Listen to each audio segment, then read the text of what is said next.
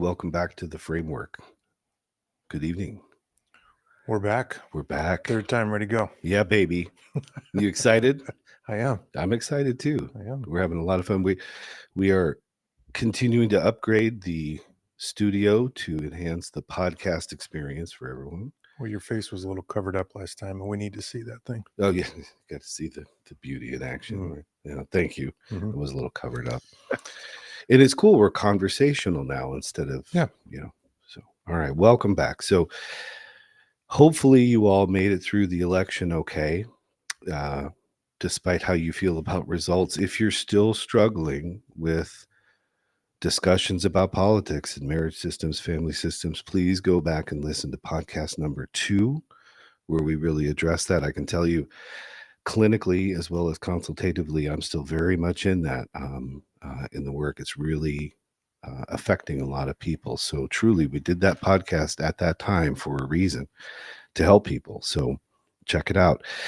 And then if there's stuff in podcast number 2 about rules, about the framework, prohibitive, affirmative thinking and stuff that you're feeling uncomfortable or still unfamiliar with, go back to podcast 1. You can get some good information there. Plus, we've been breaking these things up into real little episodes, little clips that are on TikTok and also on the YouTube channel. So lots of different places. And finally, don't forget the website. You can go there and read articles that are broken out into individual topics on all the things we're talking about with regard to the framework. All good supplements to the stuff that we're doing. So welcome back. Good to have you here. So today, going to address some feedback that we get from listeners to the podcast, and then I hear all the time when I'm starting this with clients. And the topic is, how in the hell do I find these rules that you guys are talking about? What are they? How do I find them? Where do they come from? And so that's the subject for today. We've got 10 different examples of one way to find rules, and that is how our prohibitive thinking, our fears, our I don't want to's, become the motivation or the source or the why behind writing what essentially becomes a bad rule. So that's the focus for tonight. I like it. Yeah, me too. Do you want to go through and sort of, for folks that have not watched the first 1 and 2 episodes of this, kind of give a brief overview of rules in general before we get into it a little bit deeper? Rules in general? Sure. Okay, the whole kind of shit that you do, I think, is really, it drives it home for me. Oh, okay. All right. Know what I mean? Yeah, I do. So remember, every relationship that you are in, including your relationship with yourself, exists in a system. That system is governed by rules. Some are known to you and not to your partner. Some are known to the partner, not to you. Some may not be known to either of you. They exist in the blind arena, but nonetheless, they exude an influence. And they establish patterns of perception, thinking, interaction, communication. Okay. The first step in finding rules is to look at and lean into how you feel. When you feel what's called affective distress at any time, we can call them wonky, funky feelings, right? We're sad, we're angry, we're frightened, right? That's because back here, there's a rule or rules that we have that are being broken, being violated. That's why we feel that distress, okay? Same thing over here. When we're doing well, when we're happy, we're confident, we're aroused, whatever it is, that's because rules we have back here being met, being followed. So it's really important to know about these rules as it is to know about these. And the way to get there is to understand our emotions. Now, you may find that interesting that I'm saying that we're saying that, because I'm famous for saying feelings are real, feelings matter, but feelings are not facts. And I'm not, nor will I ever be, nor have I ever been the therapist that only says, well, how does that make you feel? right?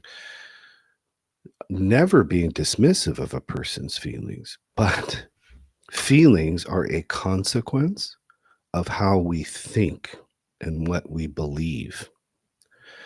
So if you're having negative feelings, that's because rules back here, which are generated by our values, needs, wants, desires, fantasies, preferences, those rules are being broken. When we start thinking about our rules, our values, we recognize that something is being broken, something's being violated. Now we can do something about it and mitigate conflict, whether it's internal or external.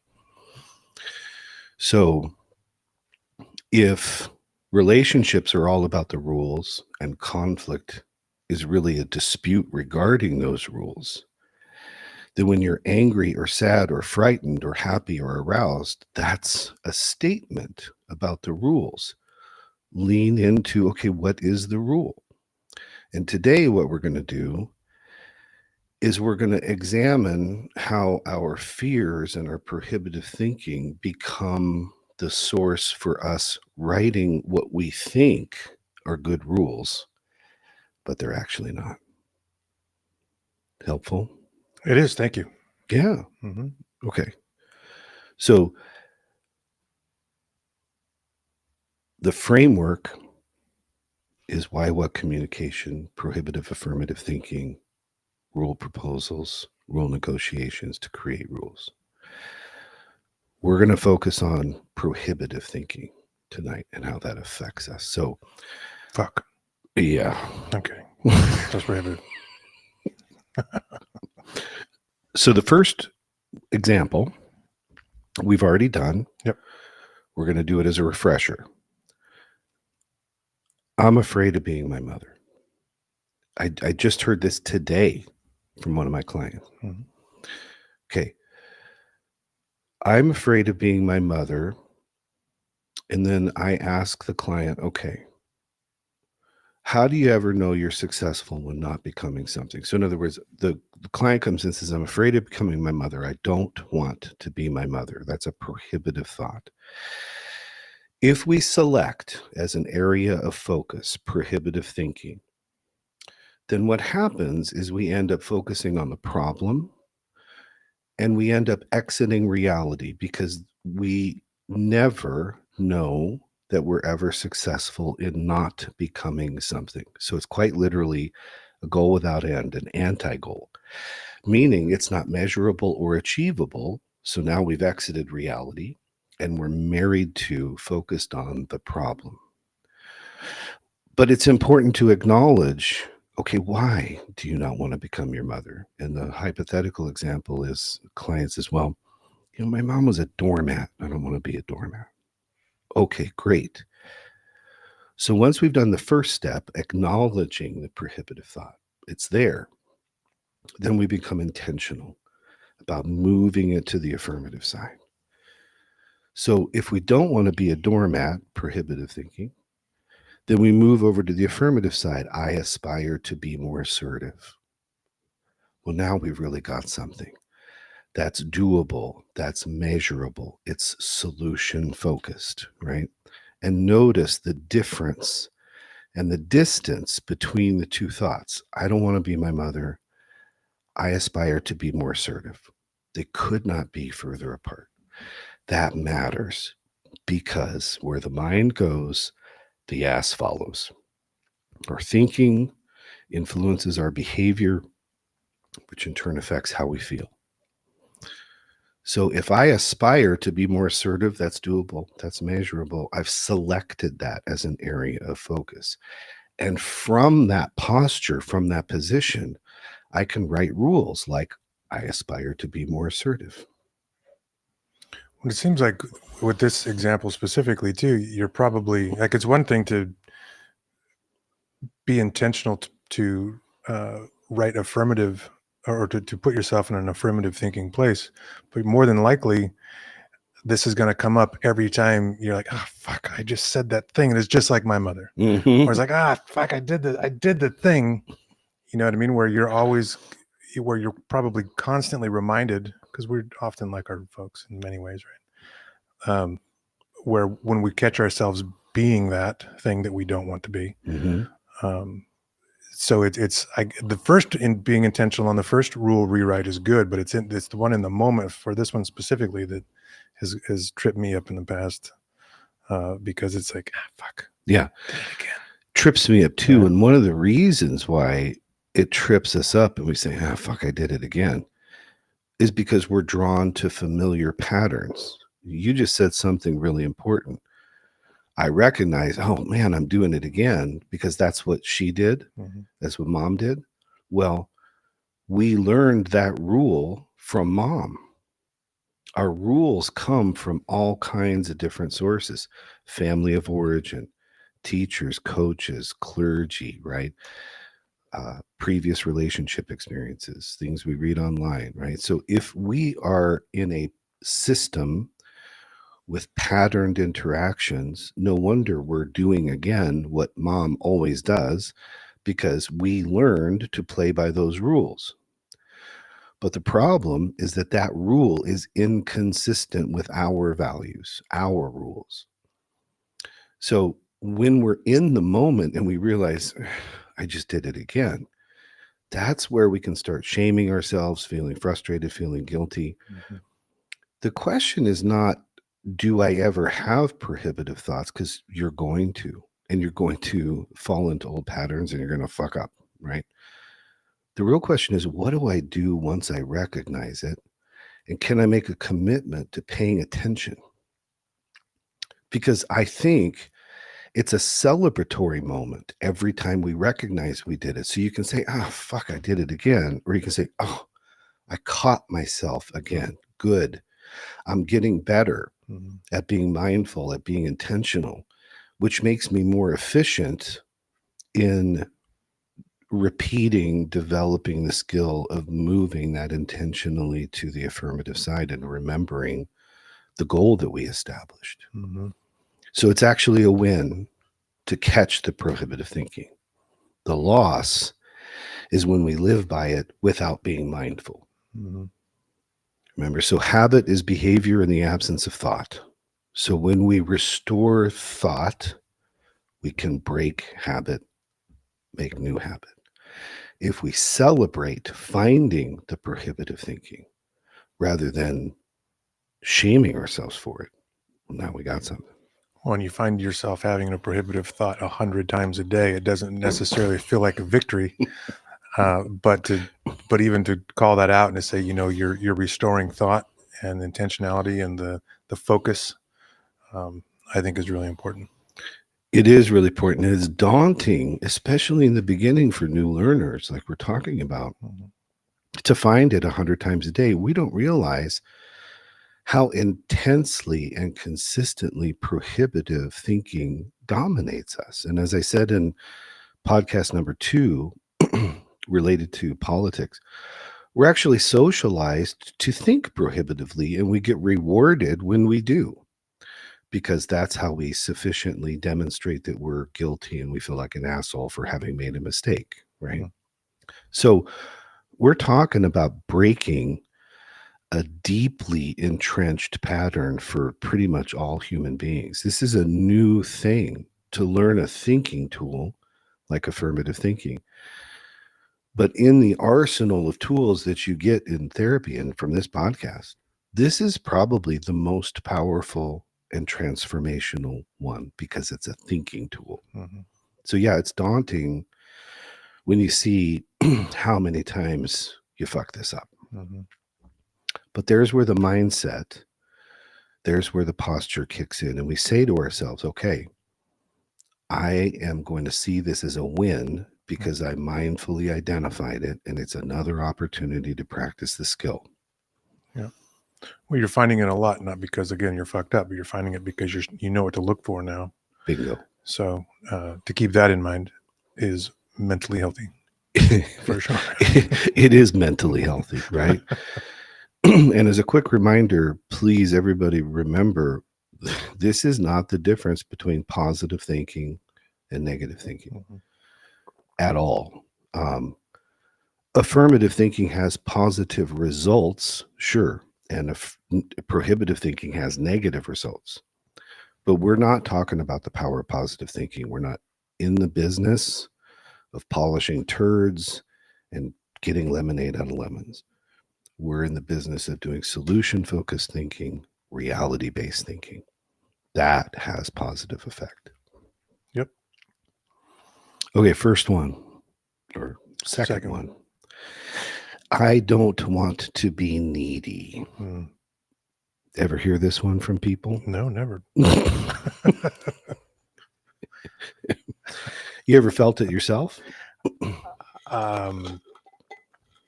No, I've never felt the need for that. I've done that. I've gotten caught up in the prohibitive thought of, ooh, I don't want to be needy. Mm-hmm. And I think it affects males and females similarly, and yet differently, like most things. For guys, we're often socialized that to be mature or to be masculine is to be without need. Or for females, oftentimes what I find in my own work is that if a woman wants to be and be seen as a strong, independent woman, then they better not have needs. And women are, if they're needy, they're clingy. So I don't want to be needy because I don't want to, annoy or drive away a partner. Mm-hmm. For men, it's like, I don't want to be needy because I don't want to look weak. It's a double prohibitive thought. Mm-hmm. So I don't want to be needy. If that prohibitive thought takes root, we start writing rules that govern the relationship. One of the biggest rules is I suppress my needs. I suppress my thoughts and feelings. That way I can be successful in making sure that this person doesn't think that I have any needs. You wanted to say something? No, I'm just, so clearly I was bullshitting before when I said I've never felt this. This probably sums up what? You were? Oh, okay. Wait, what? This probably sums up the chunk of my life that I don't typically use those words. Usually when I talk about it, it's I don't want to feel like a chore. I don't to the point where it's like feeling like my needs are just this burden on somebody. Mm-hmm. And and a lot of my family actually does this by default, where we don't ask for help, we don't want to put anybody out, we don't want to have any kind of be perceived as any type of a burden. Mm-hmm. So there's this perception of any time that we have a need, it's better to withhold it. We're actually doing you a favor. Right. We're sparing you the burden and I say, I'm sparing you the burden of my needs. You're welcome. It's just like I'm gifting this to you, the lack of my burden. Yep. Which is silly to say out loud, but it's a deep one. Very sure. Yeah. Very deep and really well said. I don't want to be a burden. Great mm-hmm. example or iteration of I'm afraid of being needy. Mm-hmm. And you're right. We dress it up as a sacrificial, loving act. Well, this makes me a better partner, a better mm-hmm. son, daughter, husband, wife, friend, right? You don't want to be high maintenance. Oh, right. There's another good one. I don't want to be high maintenance, right? Mm-hmm. And when you said it sounds weird when I say it out loud, that's especially in a microphone, recorded for the entire fucking world to listen to. Let's do this in public. Why not? Let it all hang out, right? This is us being authentic and vulnerable, folks. Yeah, I don't want to be a burden. I don't want to be needy. You say it out loud and you're like, wait a minute. I just exited reality. And here's the example I always use with people. Most everyone, if you made it through high school, and certainly if you went to college or beyond, in one way or another, you heard about something called Maslow's hierarchy of needs. to be human, and in fact, to be alive, if you're a mammal or really anything else, there's needs. It's presumptive to existence. So at the base of Maslow's hierarchy, that pyramid, are basic needs: food, clothing, shelter, right? Resources. And then from there, Maslow's hypothesis was that you climb to increasing level of needs because the one underneath is fulfilled. And ultimately, in Maslow's template, his hierarchy, you get to the ultimate, which he called self-actualization. The point is this: everybody has needs. So why in the hell are we trying to persuade ourselves that we become better people or more attractive people or more useful people if we don't have them? You're literally negating and denying the fundamentals of your own existence. That's the power of prohibitive thinking. Negating and denying the fact that you have needs. And we're embarrassed and ashamed by the possession of needs. So if we kind of move that over to reality and do some affirmative thinking, the dialogue is different. I aspire to identify my needs.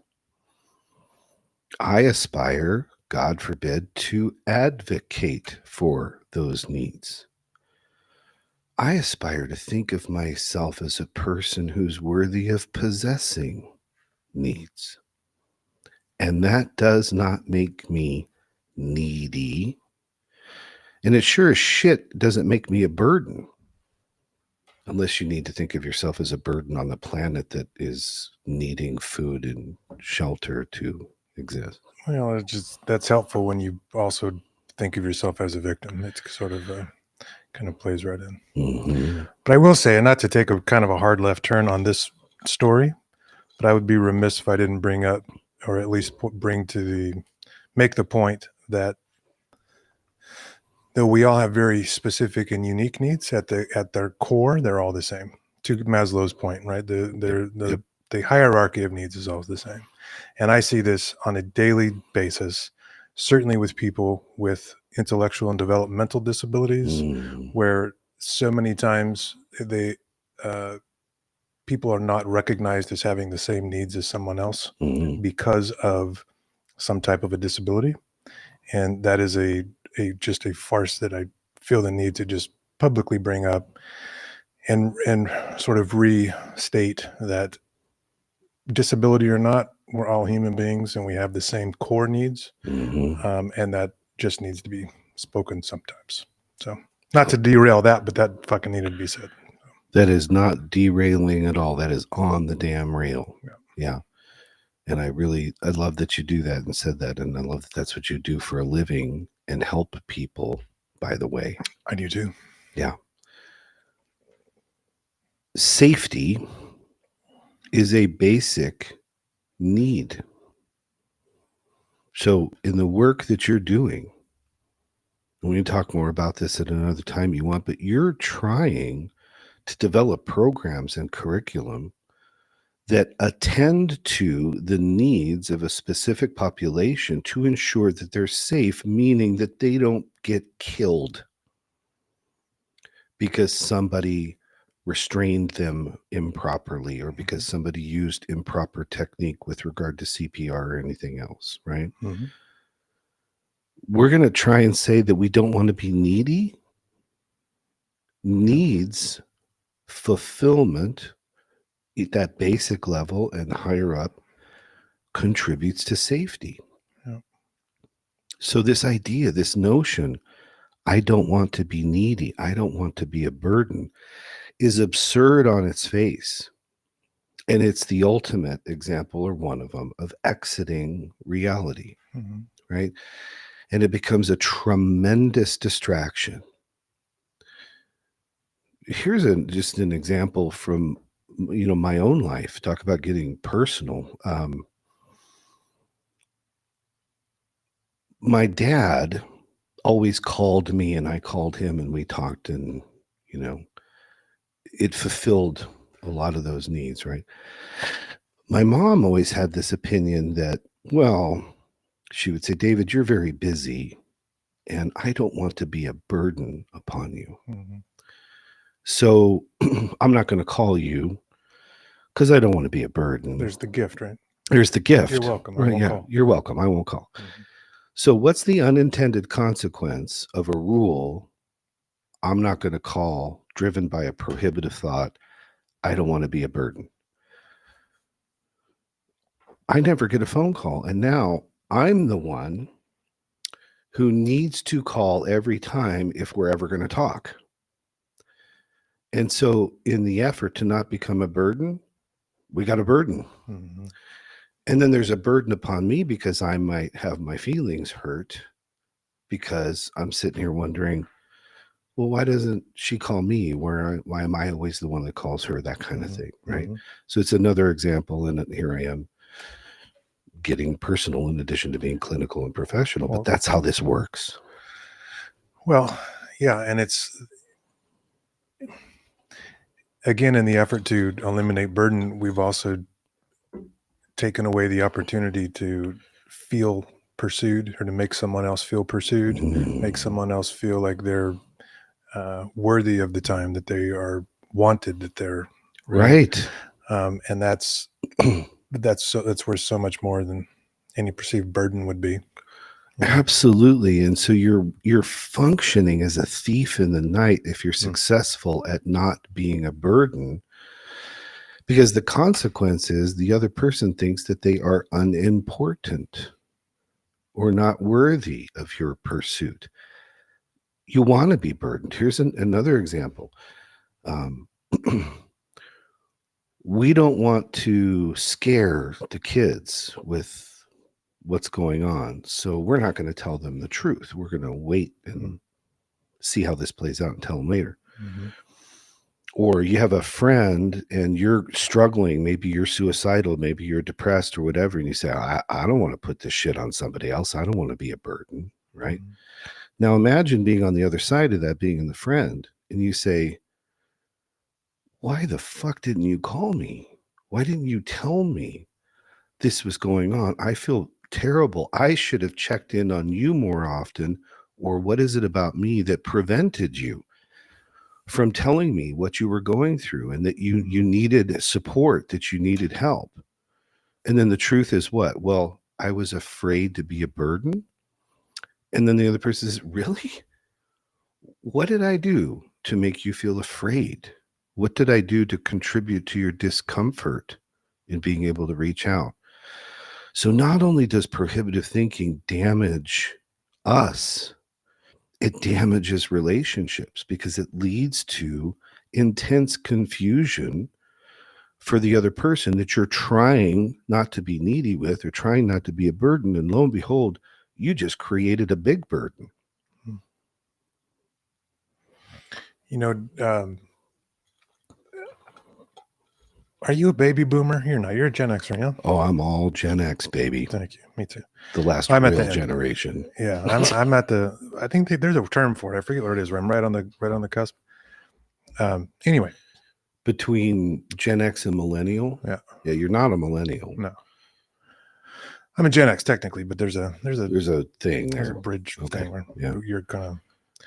Anywho, with as many baby boomers that are getting older and older, and needing more and more assistance and support from their family, this is another thing that I hear a lot, is that can be a very, very difficult place for folks as they get older to start to realize that they do in fact literally need assistance and help on a day-to-day basis for things that they didn't previously. And that can be a very, very difficult.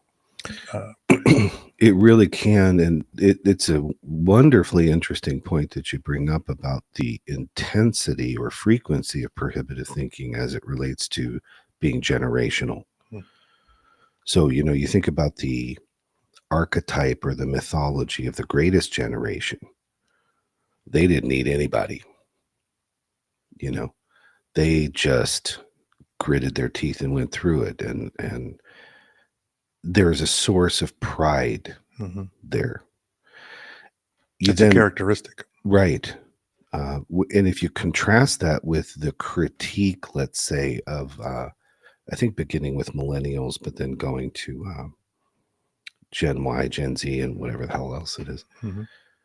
Well, they're extraordinarily needy, and now they're entitled, or they're nerfed, and they're bubble wrapped, and all that. And we criticize those needs. Notice across that generational span, we're negating truth.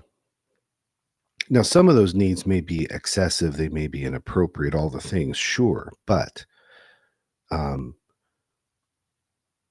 truly every person has needs. And when we pretend that they don't, or when we don't deliver on those needs, there's intense suffering.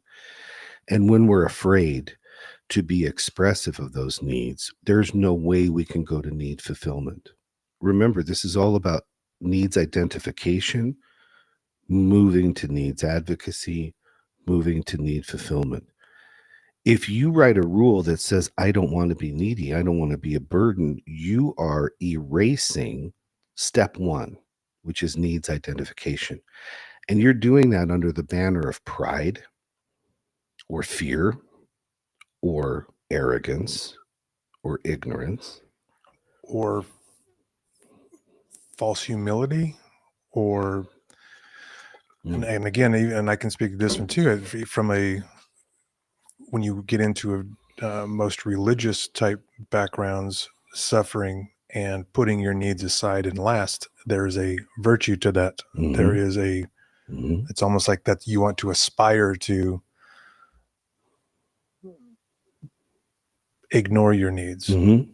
So I think there's a huge group of people out there that even just need to hear the idea that having your needs fulfilled is okay, Yes. and not selfish, and not, unrighteous or something or other, but being able to identify your needs and want them to be fulfilled is completely right. Not only is it right, but it's natural. Yeah. And so there we're talking about agents of socialization. We can talk Mhm. about, the church as an institution or specific clergy or what have you. And it's always interesting to me because, my response to that is, well, where the fuck do you think the need came from? If you're a spiritual person, if you're a Christian person, The devil. right, right. To be human is to have needs. So I don't know, I suspect in Christian theology, we might think of Christ not necessarily having needs, but that doesn't make sense either, at least not when he was in human form in that spiritual tradition, right? Mm-hmm.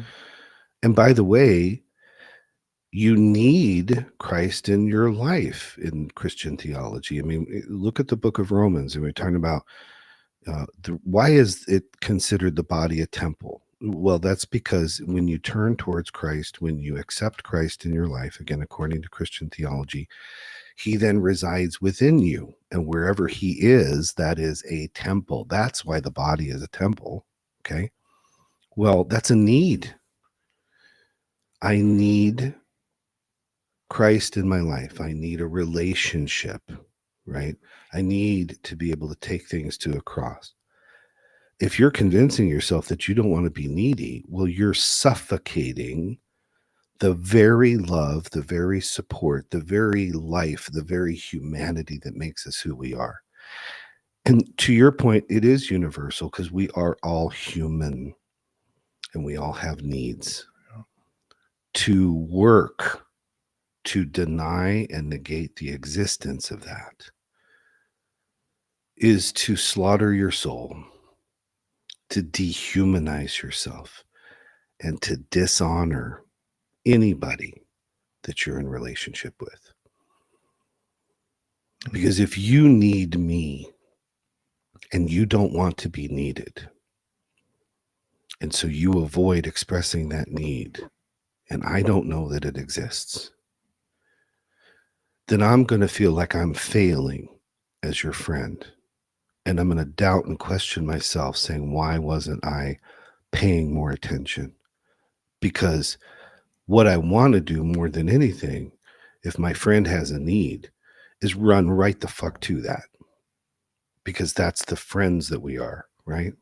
So you damage yourself when you do this. And you damage the people that you claim that you love when you do this, or the people that you claim you care about. So what you're saying is it's actually one of the most selfish things you can do would be to play the game of need hiding. Yep. And it is a game, and it's a game where everyone loses. Yeah. This is not a positive sum game or a zero sum game. Yeah. It's a game where everybody loses. And it's a fake, artificial, inauthentic, steaming pile of horse shit game. And it's a good prohibitive thought to get rid of. Well, good thing I only deal with that all the fucking time, Dave. So, Well, thank you. Glad I could be of help. All right. So maybe it's I aspire to acknowledge that I have needs, figure out what the fuck they are. Mm-hmm. And here's where, remember, we talk about self-esteem. Some people call it confidence. Confidence is a part of self-esteem. It's not the only part. Self-esteem is the product, it's the outcome of joining together two very important, independent, but related things. One is self-awareness, the other is self-acceptance. When we put those two things together, the outcome, the product, is self-esteem. Needs identification is self-awareness. Giving myself permission to be in possession of needs is self-acceptance. I put those two things together. Now I am contributing to affirming, practicing self-esteem. Okay. Number 3. It's another favorite one of mine. I'm afraid of being a disappointment.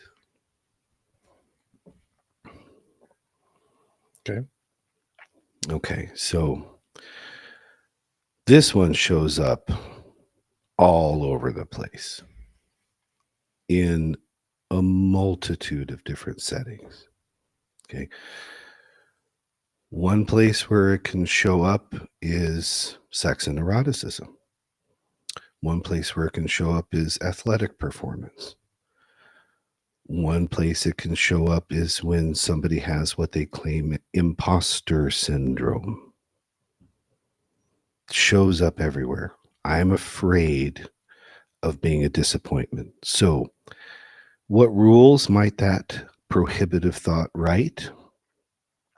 Well, one example is, okay, I am not going to commit to XYZ, or I'm not going to put myself out there, or I'm not going to stand in my truth and express my thoughts and feelings about something, because if I do, I'm going to be a disappointment. Where this shows up first, fundamentally and most intensely, is in family systems with kids and parents. Kids, irrespective of gender, do not want to be a disappointment. Parents, when they think about their parenting, the last thing they want to do is be a disappointment to their kids. So what do? They let their boundaries leak. They let their kids manipulate. They, whatever.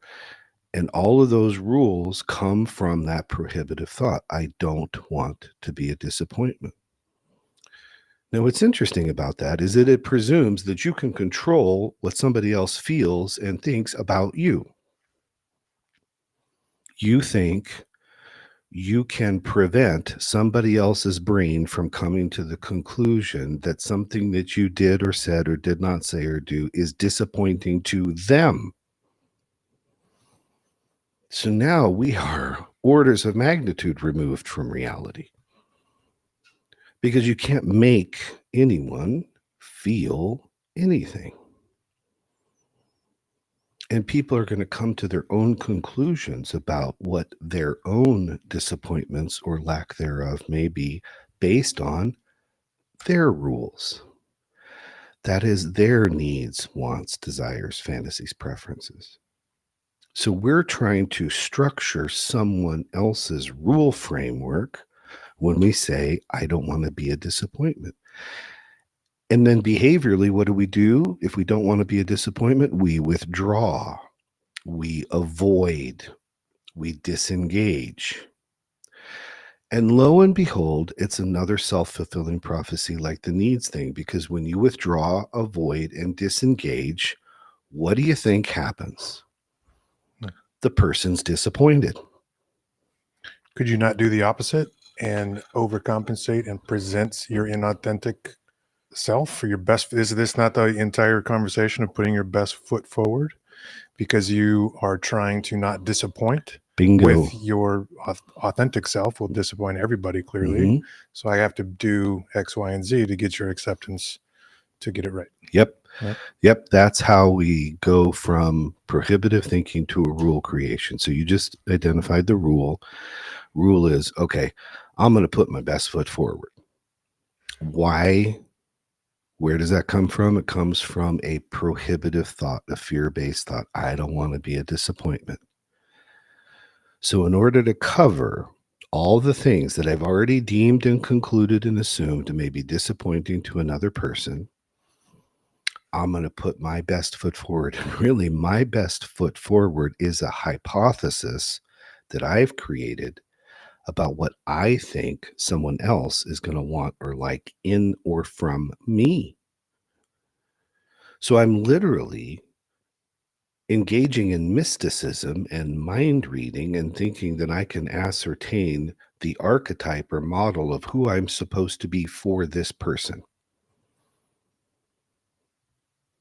Really? Look at the pressure and stress that creates. And then that becomes overwhelming. But I really want to make a good impression. I really want this person to like me. I really want this person to want me. I really want this person to love me. So I'm going to put my best foot forward.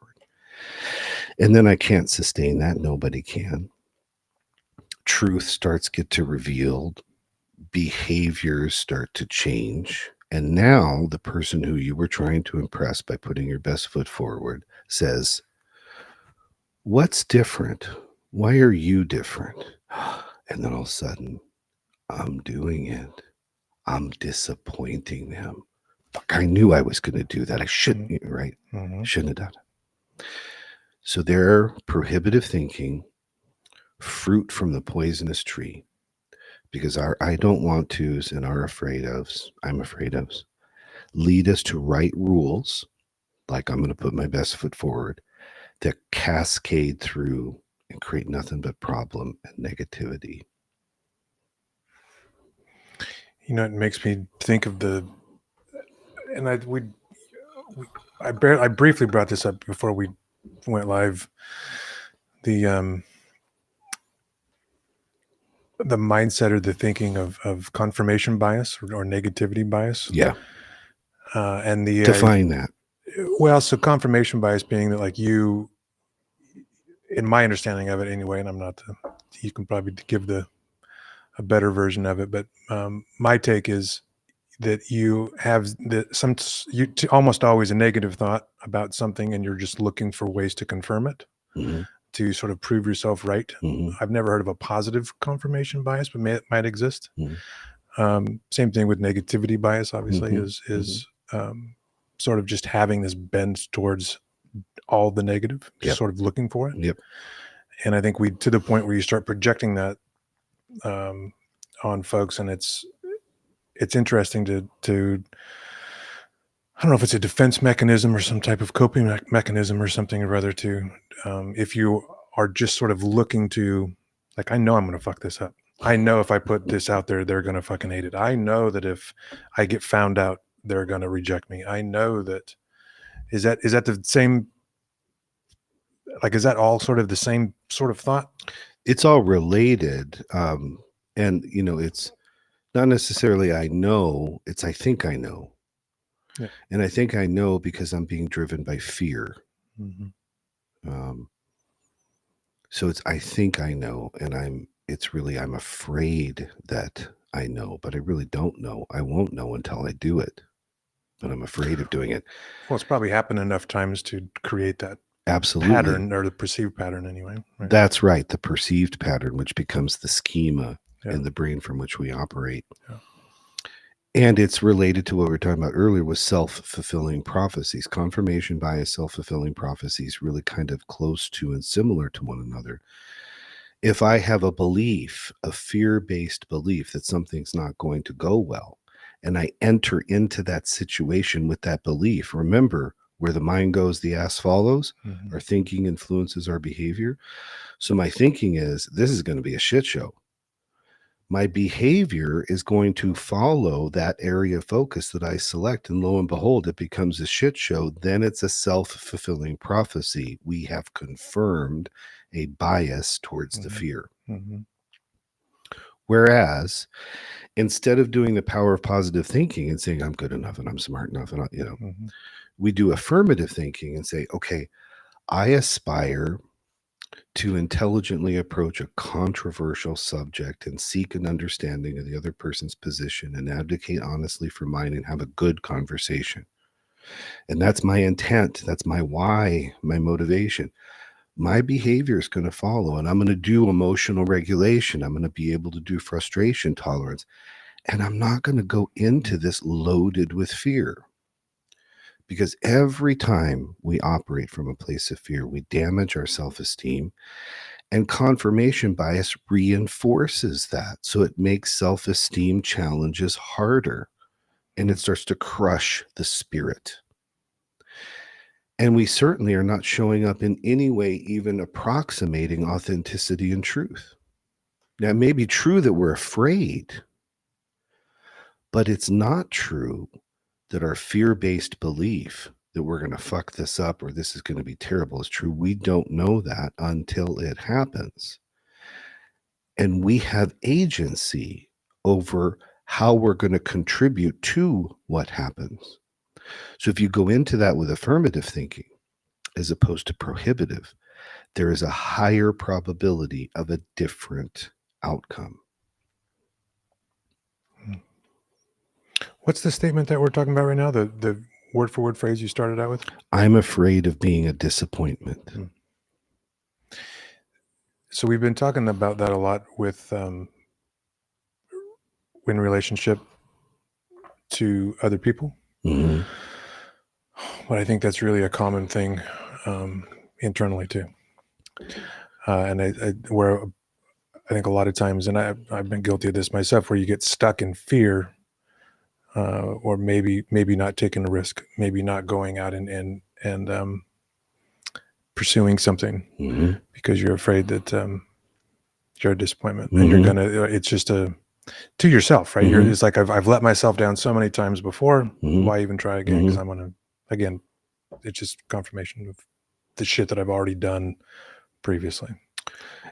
Yes, and or the shit that I have been fixated upon, ruminating on, worried about previously. Mm-hmm.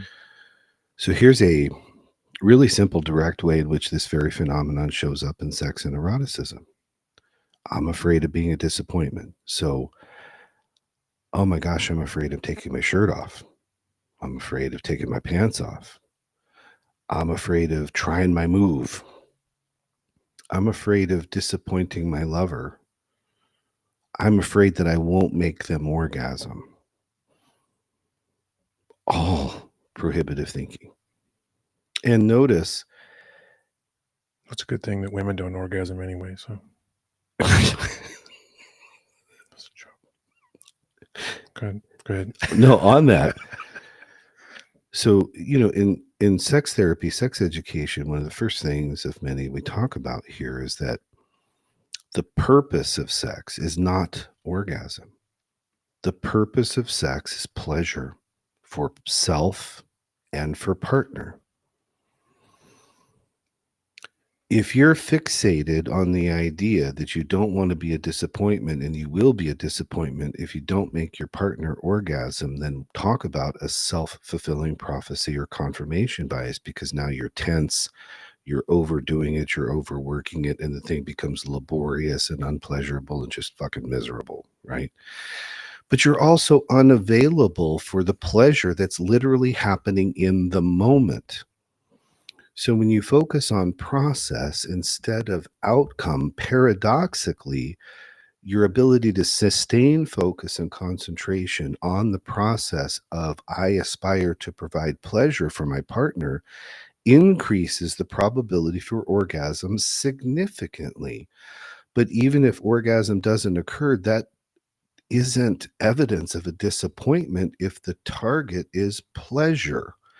And one of the things that women have been trying to teach men since Christ was a corporal is that, yes, we would love to be able to orgasm, but it's sometimes tricky and elusive. And it doesn't necessarily mean that you failed as a lover, whether your lover is male or female, because it was still wonderfully pleasurable, right? So, in a multitude of areas, parenting is another example. I don't want to disappoint my child by telling them they can't throw a party at the house at age 17 where everybody's getting hammered and getting drugs. So I'm just going to go ahead and let that happen and just make sure that I take everybody's keys and nobody goes anywhere, right? Now, the fear of being a disappointment as a parent, as a person, is creating situations that may be inconsistent with your values as a parent or your spouse's values as a parent.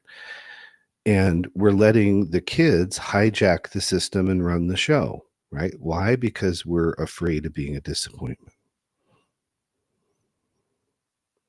So that prohibitive thought takes us very frequently into what you're talking about, confirmation bias, takes us very frequently into a self-fulfilling prophecy. And then that becomes a pattern that we repeat because we're drawn to familiar patterns. Even when we know that the patterns aren't good for us, we're still drawn to them.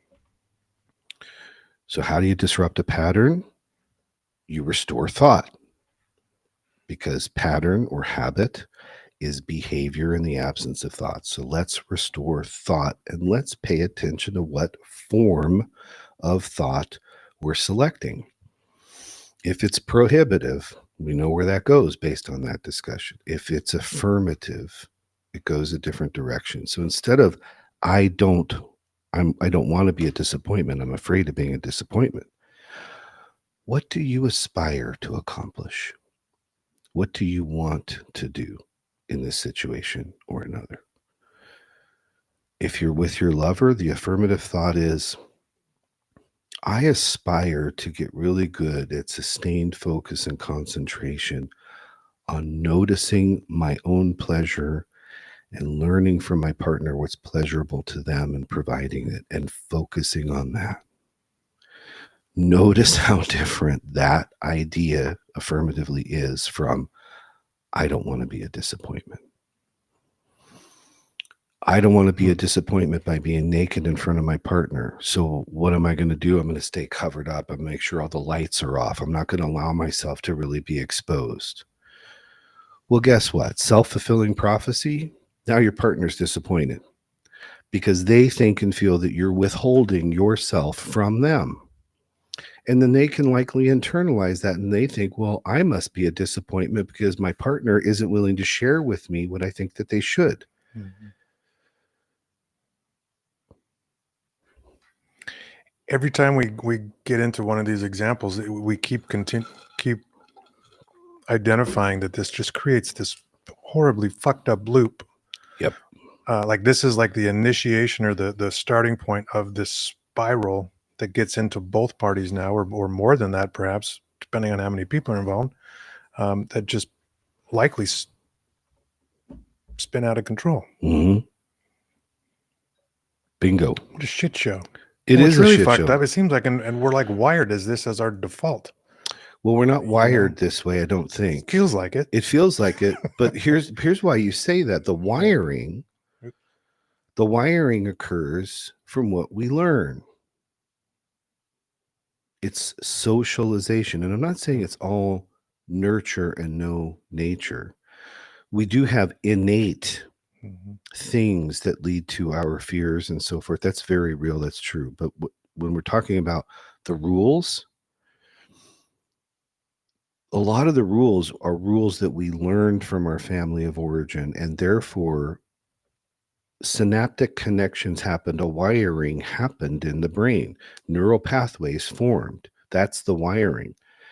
Once that neural pathway forms and then it's repeated and repeated and it grooves that edge, it seems like it is innate. It seems like it's automatic. And so it can seem daunting, if not impossible, to change that because it seems automatic.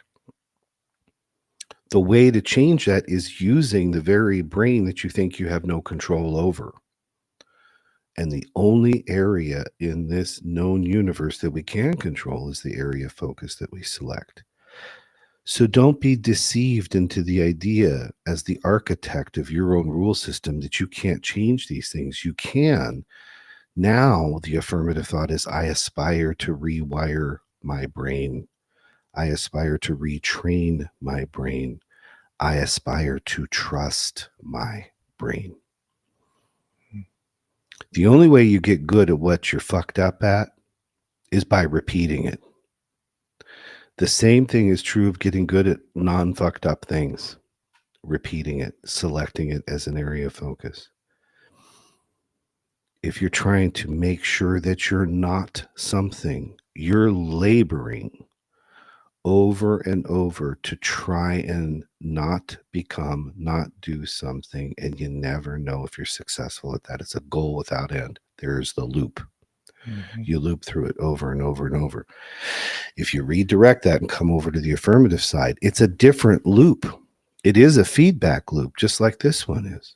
But affirmative feedback loops are solution focused, they're reality based, they're doable, they're measurable. And that's the path to needs advocacy, to need fulfillment.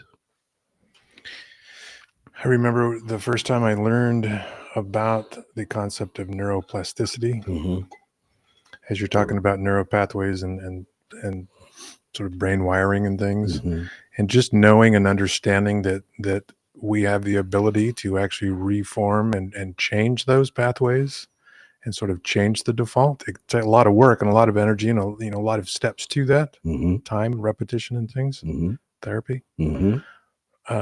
But just understanding that we're not just forever stuck in this thing that we learned. Yes. Was extremely liberating the first time I really was able to grasp that idea of like, oh, I can actually change my default thinking. Right. And it seems to be almost the whole fucking point of this podcast and your line of work. Yep. Right. Is helping people redo that. And it's totally possible. Yes. That's good. Yeah. And that's empowerment, which is the main thing I want to do for everybody is empower them with truth. Yeah. Because default is habit, pattern in the absence of thought. Literally, all we need to do is restore thought. Now, that is a shit ton of work. And it's very unfamiliar and it's very different. And we got to learn to be comfortable at being uncomfortable. But I'm going to tell you, it takes a lot of work to be a shit show. And by the way, we've demonstrated you can be consistent if you're consistently feeling like or are a shit show. That takes a lot of work. So really and truly, I'm not asking anyone to work harder than they already are. I'm asking them to redirect the effort of that work towards something affirmative. That's it. Now, yeah, that's heavy lifting, but let me tell you, the anxiety, the shame, the nervousness, the sadness that comes from being fixated on I don't want to be needy and I don't want to be disappointment, what you think that doesn't require or consume a lot of work, a lot of energy. The chaos of the mind is a lot of work. And then what do people do? Well, they create distractions so they don't have to think. They don't have to confront it. That's work. Because you're working to suppress truth. And the truth is, you have needs. And the truth is, you don't need to be preoccupied by being or not being a disappointment. What if you were preoccupied by something else, something affirmative? Hmm. Same amount of work, if not less, just oriented towards a completely different object. And yeah, oh, by the way, the results of that can be positive.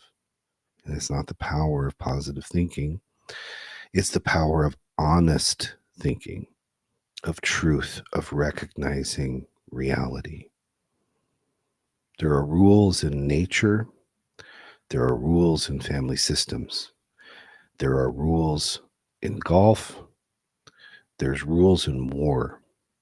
And sometimes the rule is there is no rules, right? If any of those rules that govern any of those systems originate from prohibitive thinking, then we are fucked from the beginning, fruit from the poisonous tree.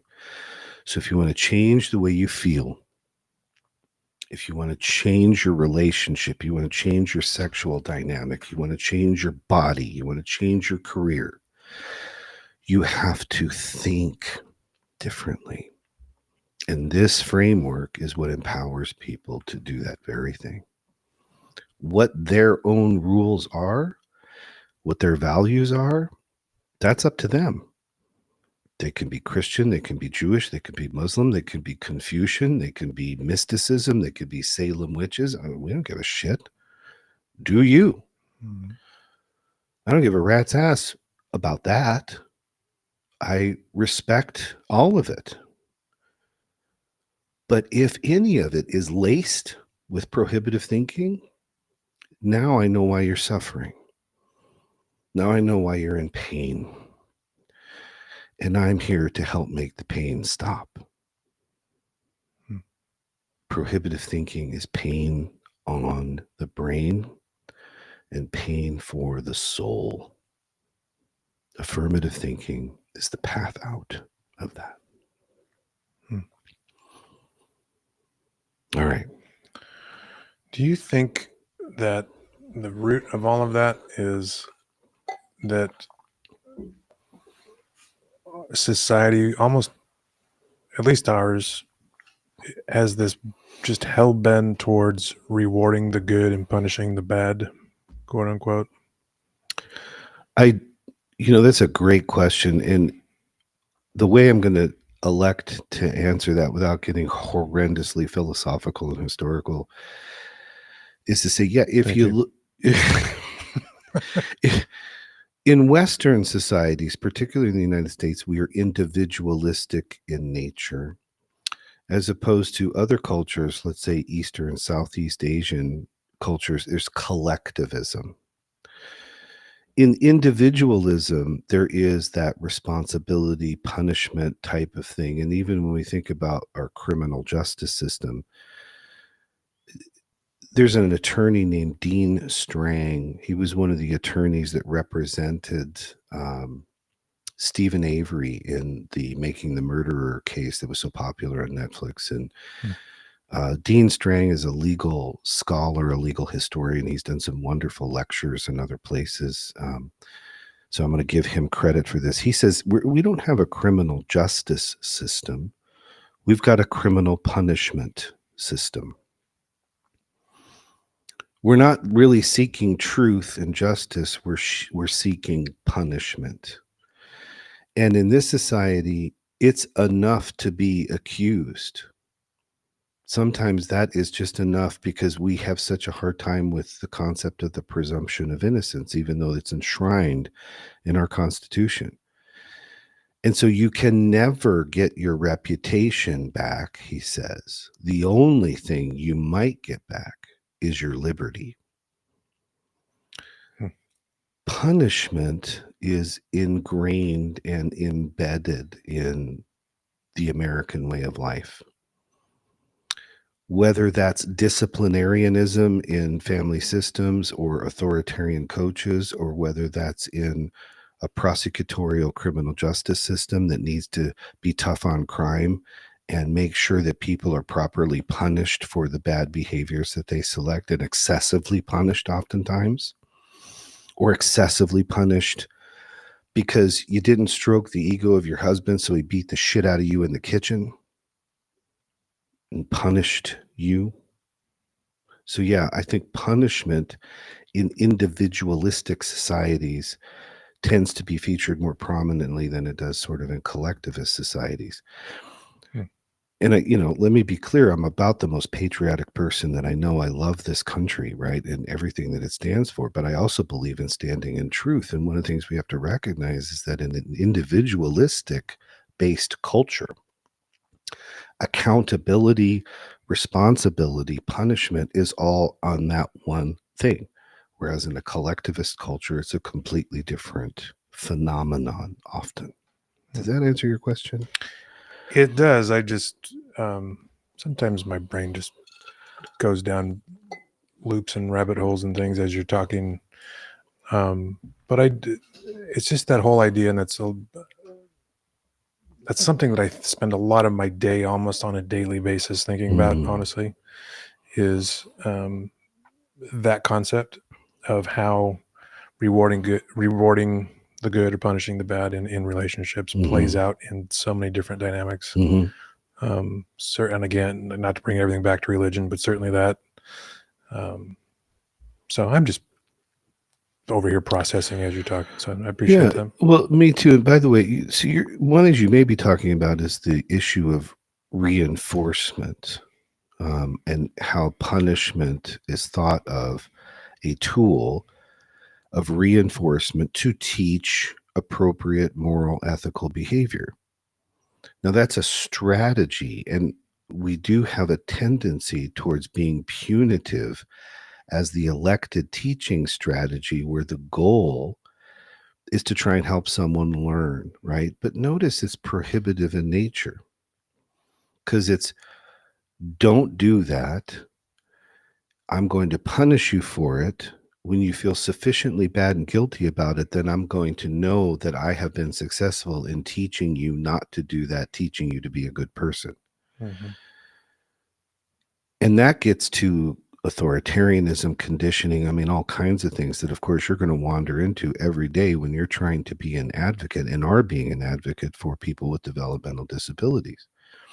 You said this a while ago in private conversation. We reduce people to one-dimensional things based upon, let's say, a behavioral trait or characteristic that we don't want to see in them. So someone's called a hitter or a biter or whatever, and they have been absolutely reduced to that one thing instead of being seen as a human with needs. And then this is a behavioral characteristic that we want to address. If we do that punitively, we're trying to do something prohibitive, because the message is, I don't want you to do that, and I don't want you to do that so intensely. I'm going to punish you on the belief that you're going to learn by punishment. Not everybody learns that way or learns well that way. Yeah, no, interesting. And I certainly think about that a lot from a professional standpoint, as you pointed out there, certainly with kids too, and sort of how that dynamic changed as my kids got older. And most of it stems back to this idea of being a disappointment. Yeah. I think so many times people are told repeatedly that they're not good enough, that they're wrong, that they're bad, to the point where once you've heard that so many times, you start to believe it. Yeah. And that's very tricky to get out of once you've heard it a million times from parents, teachers, any person of a place of authority. Yeah. And there's your confirmation bias, right? Because we're afraid of those things. And then we hear them and it gets confirmed, we think. And we internalize it and we believe it as if it's true. And here's where one of my maxims, and it's a maxim that I learned from my mentor, really kicks in. Always and forever, separate person from behavior. Because if we are authoritarian leaning, or if we believe in punishment as a route to accountability and responsibility, fine. I'm all good with that. but separate person from behavior such that when you're doing the punishment, the accountability, or the standards, you're saying, right now, I find your behavior unacceptable, but I still accept you as a person. So I'm not going to punish your humanity or your identity or your sexual orientation or whatever. I'm instead going to focus on your behavior and the consequences of that behavior. If we're punitive there, it's far less damaging and much more effective than if we're punitive on personhood. Because if we're punitive on personhood, that's how someone destroys themselves and their soul. Mm. And then they think that that's the only thing that they're worth. So they repeat the pattern of getting into abusive relationships, or they repeat the pattern of self-annihilation because I'm already a piece of shit. Why not? Or they sit on the edge of the bed and they hold the gun and they put it under their chin and they think that they need to pull the trigger because they're bad. And if they just waited until morning and realized that if there's anything bad, it was in the behavior and not the person, then maybe they would live. And maybe if they weren't trapped in prohibitive thinking and said, I don't want to be needy, or I don't want to be a disappointment, and they called their parent, they called their friend, they called somebody and said, I'm struggling, I need help, then that person can run to that person's house and take the gun out of their hand and sit on the edge of the bed with that person and say, I got you. It's okay. We're going to get through this. But if you adhere to your prohibitive thinking, then whether it's real or whether it's metaphorical, you're pulling the trigger and you're killing yourself. That's the truth.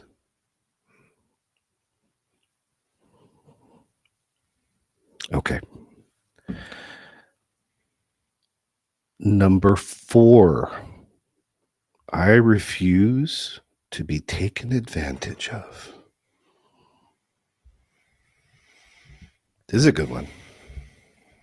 So this one, clinically and consultatively, I see and hear this one most frequently for those who have come out of a divorce or a relationship ending that really hurt them, broke their hearts, where they were betrayed, or quite literally where they felt taken advantage of. And so their enterprise, that solution moving forward into the new relationship, is entirely prohibitive and says, okay, defiantly. And we think that this is strength and evolution and growth and power. I'm never going to be taken advantage of again. So imagine the rules that creates. Go ahead. Well, I was going to say, fool me once, shame on you. Fool me twice. That's never going to happen to me again. Right. Kind of thing. Right. So talk about confirmation bias.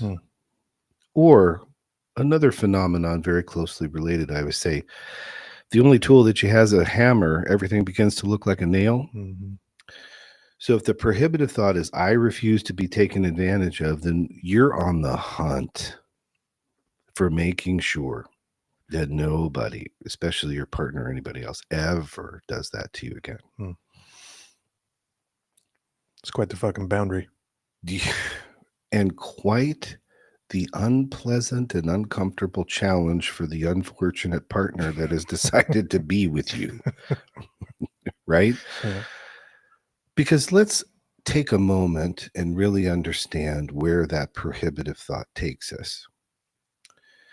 It takes us into the belief that we can read minds. A lot of these do, I think. Mm-hmm. Yeah. In therapy or psychology, we call that magical thinking, or maybe catastrophic thinking, depending on what we're talking about. But right. you're constantly scrutinizing, judging, evaluating another person. And notice we're not necessarily doing that to that person's behavior. We're doing that to that person's character and personhood, because we're assuming a malevolent intent because we got burned in the past, and we're trying to make sure that that doesn't happen again, which renders us unavailable for seeing the rest of reality, what actually is happening. It's also a recipe for, and kind of the definition for, anxiety. Anxiety is imagining a worst case scenario or something bad happening, believing it's going to, and then taking yourself through it as if it did. And that whole thing is a thought experiment because it didn't happen, hasn't happened yet. But our fear-based belief tells us, oh, that shit's going to happen. And I know it's going to happen.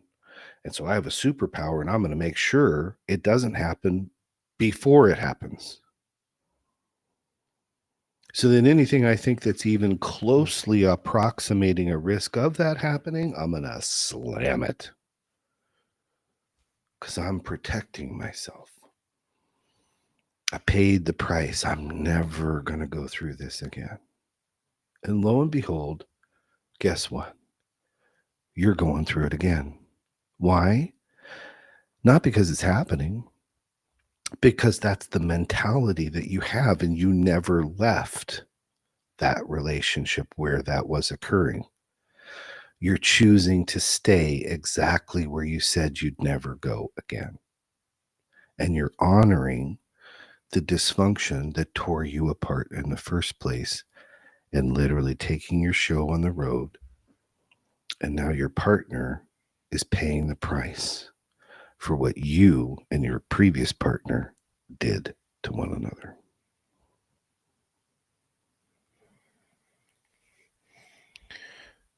This one seems, I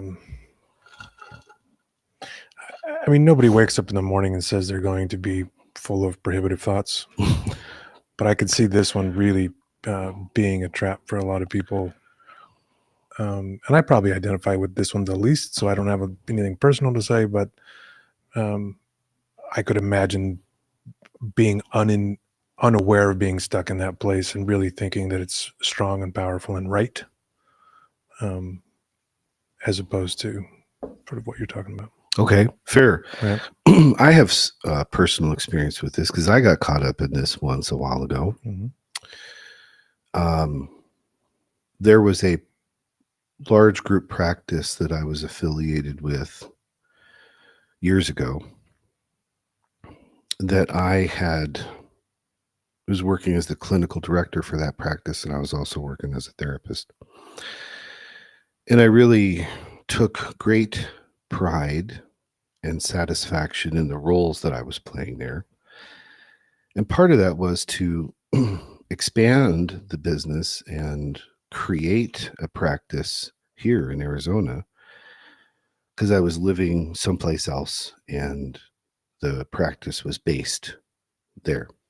So it really helped grow the business and expand it. And it's also a wonderful opportunity for which I was grateful for, because I could create my own practice, but I didn't have all the risk in doing it. I had some financial backing, and of course I had a boss and all the things, right? Well, I functioned as if my name was on that. I thought I was doing a good thing by taking ownership, right? And being loyal and being devoted and working really hard. And I was all those things. And then all of a sudden, out of nowhere, the boss of this business announces that he's going to sell this to a larger outfit. And I felt completely broadsided and totally betrayed. And all of a sudden was one of the people who didn't have a chair to sit in when the music stopped.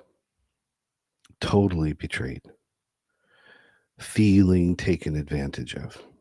So in my pain with that, I'm coping with it poorly, and I vow I am never going to be taken advantage of like this again. I refuse to be taken advantage of like this again.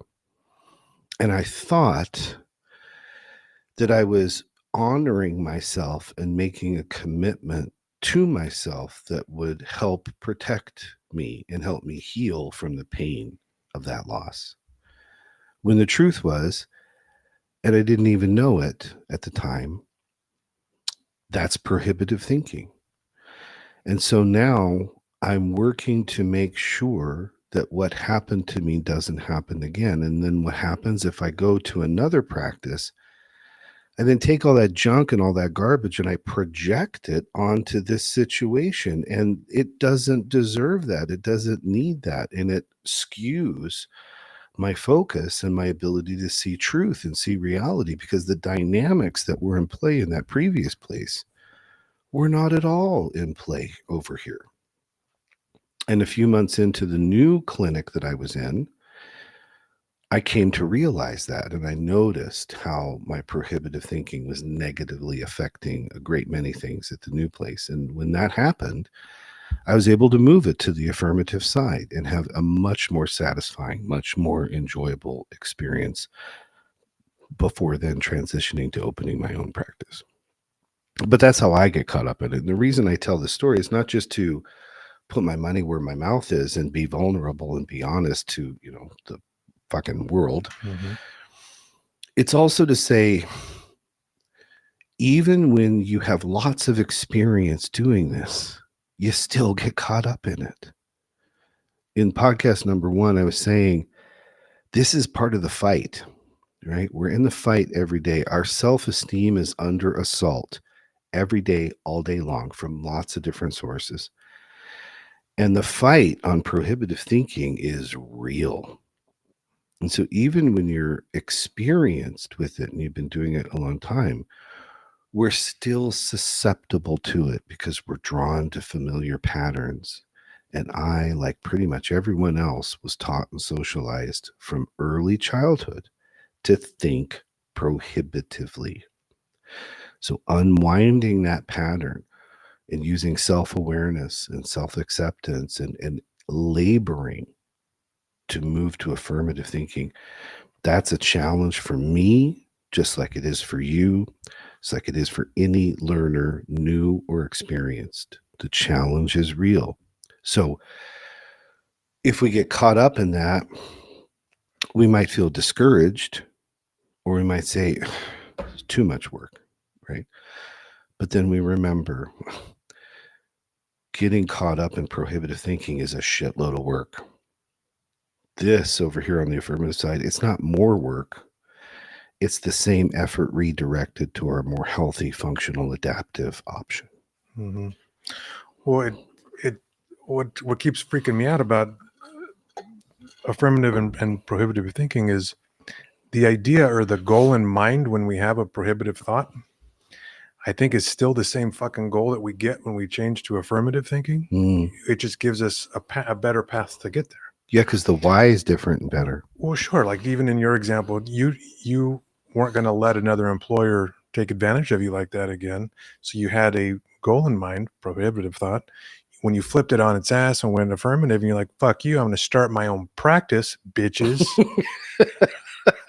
you accomplished the same goal, but you had a better path to get there. Yeah, and you kicked its ass. yeah. Just Thank saying. you. Side note. Side note. So that's so it's like for me, like we keep coming back to don't do prohibitive thinking. Stop thinking like this. What's fucking normal? It happens all the time. There's no shame in it. Yep. The whole point is that there's just a better way to mentally process that information and a better path to get to probably the same outcome. Right? I mean, all of these examples we're talking about. Yeah, perfectly said. And that's why ultimately it's very simple. It's Occam's razor. It's very simple because it's the truth. We're the ones that make it all kinds of complex and difficult, Mm-hmm. but it's very simple. And though it sounds like a minor semantic difference, in real time and in real thinking ways, it is absolutely different. Mm-hmm. But ultimately, it's very simple. Just like why what communication is very simple. It takes me 1.5 fucking minutes to explain it. It takes decades to practice it well. Mm-hmm. Right. So the more simple, the more trustworthy, honestly, and probably the more close to reality. Yeah. Go ahead. What and a lot of these concepts too, it's not that they're complicated. It's to remember to do it in the moment. Yes. In the middle of a conflict, it's Yes. about remembering why what communication. In the middle of fucking heaping hot coals on our own fucking head, it's to remember there's a different way to think about ourselves and what we want and where we're going, Yep. Yeah. And the word that I use, the word we use for that phenomenon you just described, is intentionality. Mm-hmm. And the analog I often like to use is it's just like proper posture when you're exercising or weightlifting, right? I always cite the deadlift because that's one of my favorite things to do, and a lot of people couldn't realize it. Okay. If your posture is wonky before you pull the bar, then every single thing that follows is going to be fucked up, and you're going to be out of position. You're going to put an artificial ceiling on the strength gains that you got because your body mechanics are messed up. You're going to subject yourself to potential injury, right? And that all comes from having bad posture right from the very beginning. And that's live right there in the moment. So, how do you address that?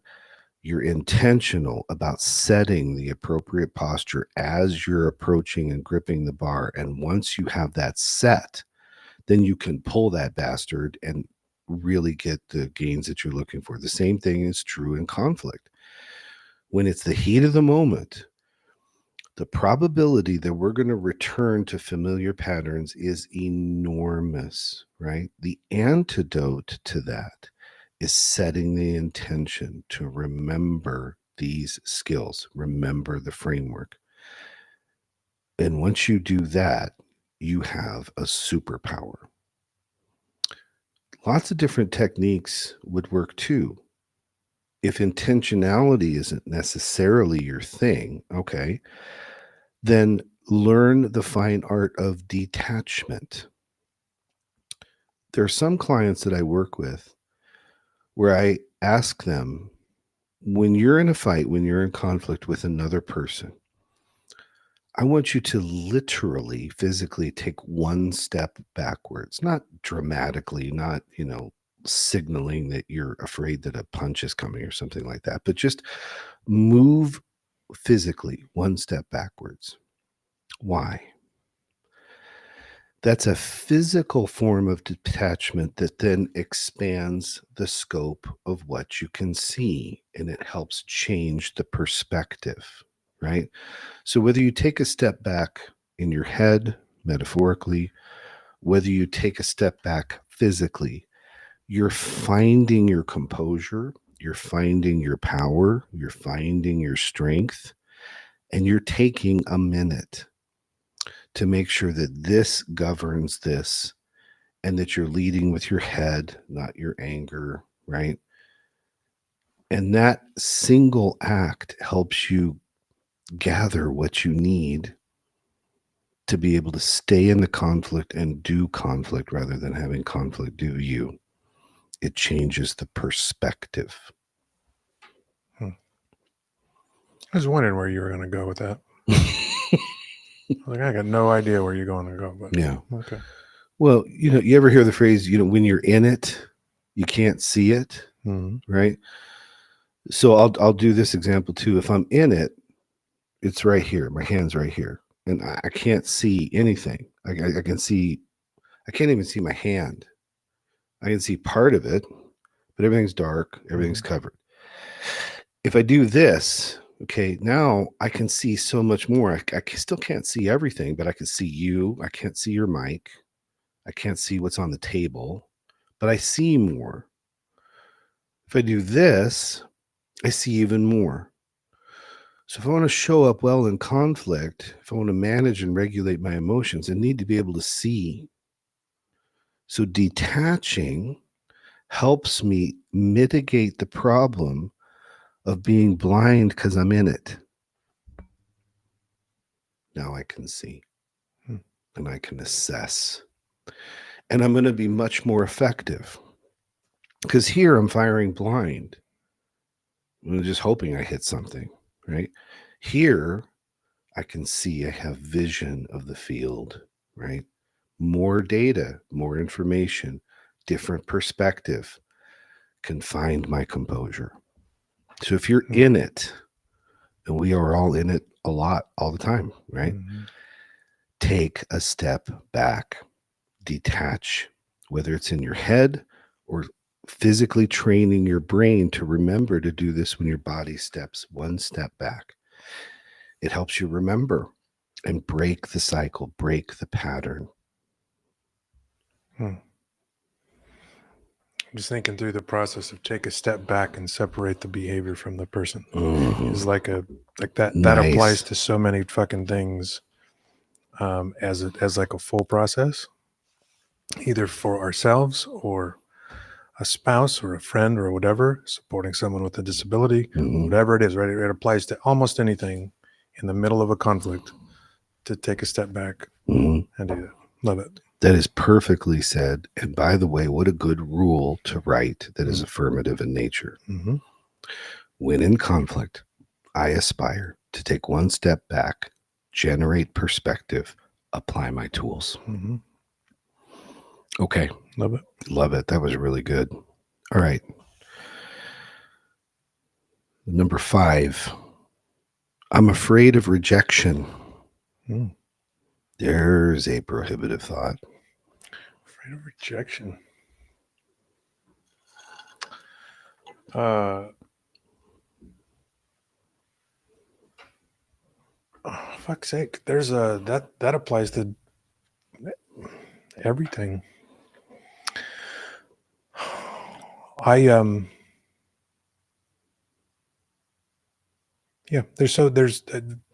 So I do, when I start, every time you bring this up, right, I kind of think about how this stuff is applying to me and what I've been through. God, there's stories of dating, there's stories of marriage, business. The fear of rejection is fucking epic. Intense, and it structures and influences so much. Go on. So go with that. What the fuck is the opposite of that? Flip that one around. Affirmative of fear of being afraid of rejection. Prohibitive. Okay. Affirmative is I aspire to engage. So here's an example. There's a tradition in psychotherapy called rational emotive behavioral therapy, REBT. Yeah. One of my go-tos. The originator of this was a guy named Albert Ellis. Hilarious, a cantankerous, small little guy that swore like a sailor all the time. You got to love a therapist like that. At least that's my bias. That's why I like you. Yeah, right. Thank you. Ditto, by the way. He's famous in part for a therapeutic tradition, and I talk about it, we talk about it, that includes things like, it's not the event that causes the disturbance, but rather the meaning we assign to the event that causes the disturbance, where the disturbance is defined as affective distress. So it's not the thing that happens, it's the meaning we assign to it.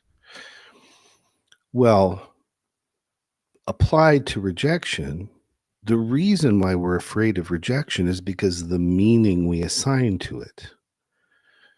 If we assign different meaning to it, to the event, it may not even need to be rejection. All of this came from, and the story goes, as I understand it, that Albert Ellis came up with this because he was terrified of asking girls out on dates. He was petrified that he was going to be rejected. So the meaning that he assigned to rejection is that he had absolutely no worth, no value, no attractiveness, no nothing. And so he was so afraid of that he wouldn't ask anybody out. And he started constructing this approach of REBT, which contains so many more things than what I'm talking about. I'm just using this to illustrate the principle, so that he could confidently go up to someone and ask them out on a date and not be devastated if they said no. Because he remembered that the only way to see if someone will go on a date is to ask the damn question. So when I answered by saying I aspire to engage, when you said flip it, well, if I'm afraid of rejection, I'm likely to avoid or not do. I'm not going to ask the question. I'm not going to make the proposal. I'm not going to do the thing because my fear of being rejected is intense. And the meaning I assign to that is that I must not have value or worth or attractiveness or whatever. And I don't want that confirmed. I'm afraid of that being confirmed in someone else's no. But there, I'm making the assumption that someone else's no is the confirmation of that fear when it may not have a single thing to do about it. Maybe the person says no because they have a girlfriend or a boyfriend. Maybe they say no because they're wanting to work on themselves. Maybe they don't like the cut of your jib. Well, what does that have to do with anything? I mean, they're allowed to have their own preferences and decision making. If they're not attracted to me or attracted to you, that doesn't mean I'm unattractive. It just means to that person, I'm not particularly appealing. Not going to be everyone's flavor of vodka. Same thing as a therapist. I use the word fuck a lot. Not a lot of people like that. A lot of other people do. If I'm afraid of being rejected by potential clients by being my authentic self, by being me, I am doing my clients a disservice, and I'm doing myself a disservice. It takes courage to stand in your truth and be honest about who you are and what you think you can do. But that's how you build rapport with people, by being honest. If I'm afraid of rejection and I say to people, oh, yeah, I can help you with this, I can help you with that, right? Because I don't want to be rejected. I'm dishonoring and disrespecting them, in addition to being unethical, because I'm operating outside my bounds of competence and everything else. So fear of rejection, I think, is tied to what is the meaning we assign to rejection and how do we internalize that? If we move it to the affirmative side, we say, I aspire to engage. So what does that mean? I'm going to put myself out there. I'm going to stand in my truth. I'm going to be authentic. I'm going to ask her out on a date. I'm going to say, I have no idea how to help with this, but let's learn together and maybe we can figure it out. That's the flip. My brain's fucking spinning right now. I'd love this shit. So I've heard this. That statement. It's not the event; it's the meaning that we assign to it, and as it relates to trauma. Mm-hmm. I think maybe Gabor Mate did a wonderful thing. I'm pretty sure that that's who said it. But fuck's sake, I don't know. Out of all of these, like a lot of these, I think are so important. But as far as like a fucking life-changing, like ass-kicking dynamic, this one is one of the biggest things that I can think about. I talk to a lot of people and find myself talking to a lot of people about business and like starting their own business or kind of doing some things. And so many people are fearful of taking the risk, just taking that step out. I've been told I get a little preachy about it. I'm sorry about that. Preach on. Well, my girlfriend hates it. Anyway, and probably most of the people that hear it who are stuck in what I would say being a little bitch. But if I take a step back and I separate the person from their behavior, I'm kidding, of course, but it's not it's not the event, it's the meaning that we assign to it. Like I'm thinking of a number of times where I've come up against people telling me, no, can't do that. Shut this down. This isn't going to work. Whatever that is. And then I think about some other people that have gone through it and gone through the same rejection. And for them, it's just a dead stop. Yep. But for me, it was able to be like, well, fuck you. I'm going to, all I did was I had a different meaning that I assigned to the same event that somebody else went through. Right. Fuck's sake. Right. Uh, Mindset. This is good shit right here. Like there's, Go on. what? No, this is a fun process for me to do because I get to sit here and learn and relearn whatever, all this stuff. And it's so good. But this just applies in so many different things. Like what I keep thinking as you keep talking about this stuff is it's not that hard. There's just some fucked up thinking in there. Yes. Yes. Yes. And brother, I say to people, I don't know what you're apologizing for. Because I'm sitting here being like, oh, fucking. How's that different from what I'm doing? Yeah. Yeah. Right. I say to people until I'm blue in the face, you are not fucked up. Your thinking is at times, or your rules are, but you're not. So many people think that they're broken and defective. I say, no, you're stuck. Yes. Right.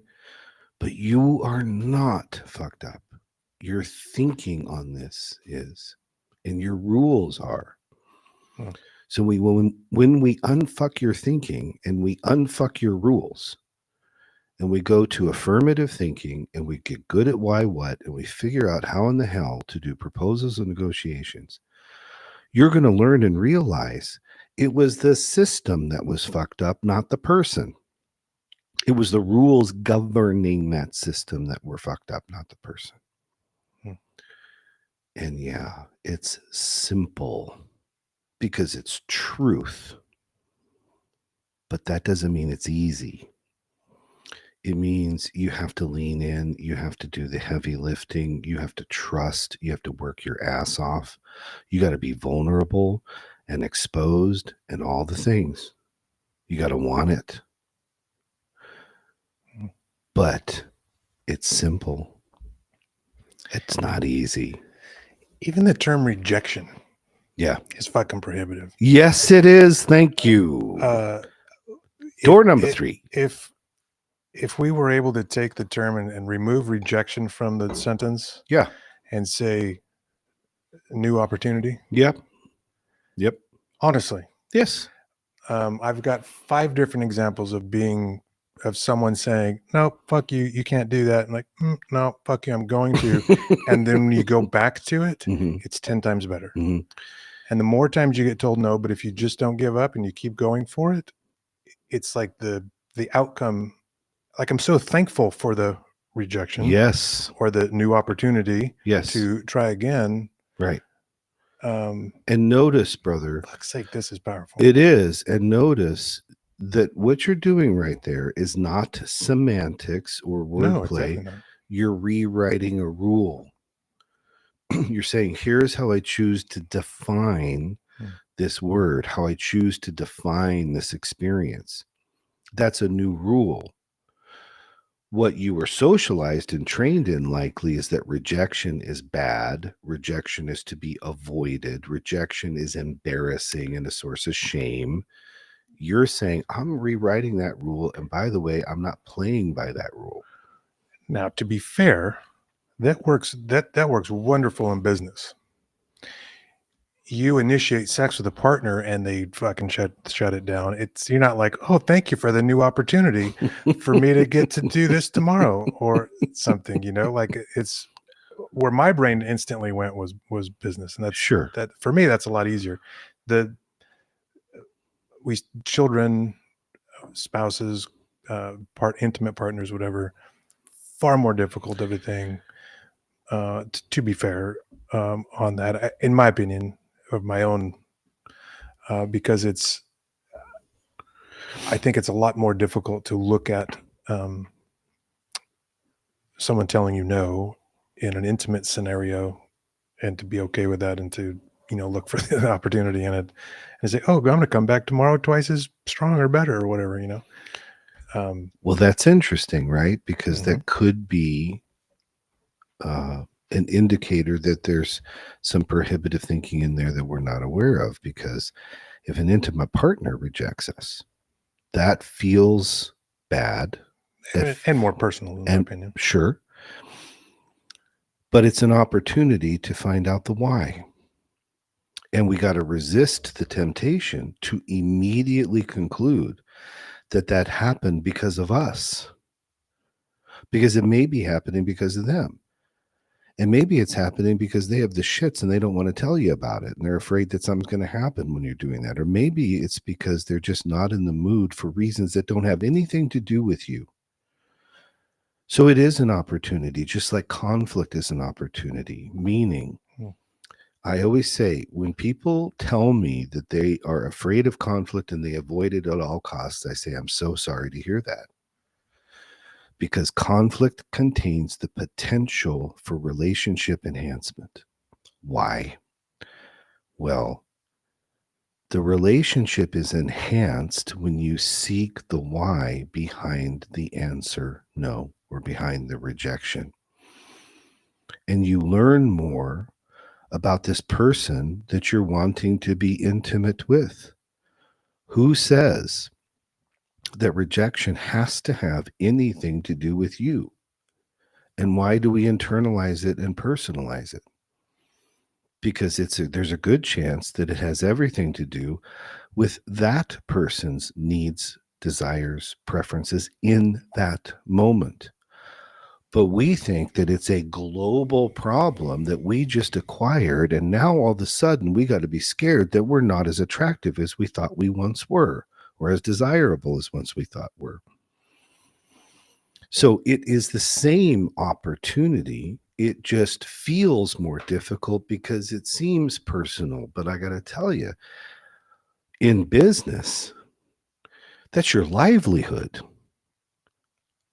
If anything, it starts with being personal. I know that we like to think that there's this rule that says it's not personal, it's just business. And what I say is horseshit. Business is interpersonal and it's personal to us. You're a therapist too. Well, To yeah. be fair. To be fair, yes, I am. But same dynamic. Yeah. Oriented towards a different object. One feels more threatening, more scary than the other, but that could be evidence of the idea that we have more confidence doing that in business than we do in the other areas of our lives. For example, to take it one step further, I meet a lot of people who are really successful in their careers.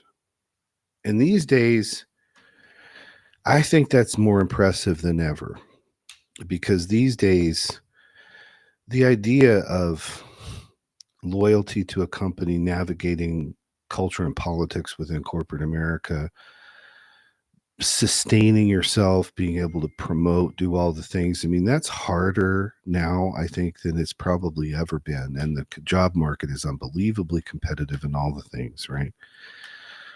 When a person's really good at that, they have skills that they are leveraging consistently and successfully. And I meet so many people that are really good in business, and then they say, I am terrible at relationships. There's just nothing but carnage in the wake of all of my interpersonal relationships. And I say, well, the fuck makes you so successful in business then? And when we direct our area of focus to the strengths that that person is deploying and managing well, and they're not overdoing their strengths, and they're borrowing the right strength for the right situation, and they're being strategic, and they're being patient, and they're being calm, they're being assertive, they're being whatever they need to be, those skills are applicable over here in romantic and sexual relationships. We just don't think that they are because we think it's different. It's not different. Same shit, just oriented towards a different object. Go ahead. Fuck's sake. So that's me too, right? I mean, I have a lot more confidence in business than I do intimate relationships, for sure. Sure.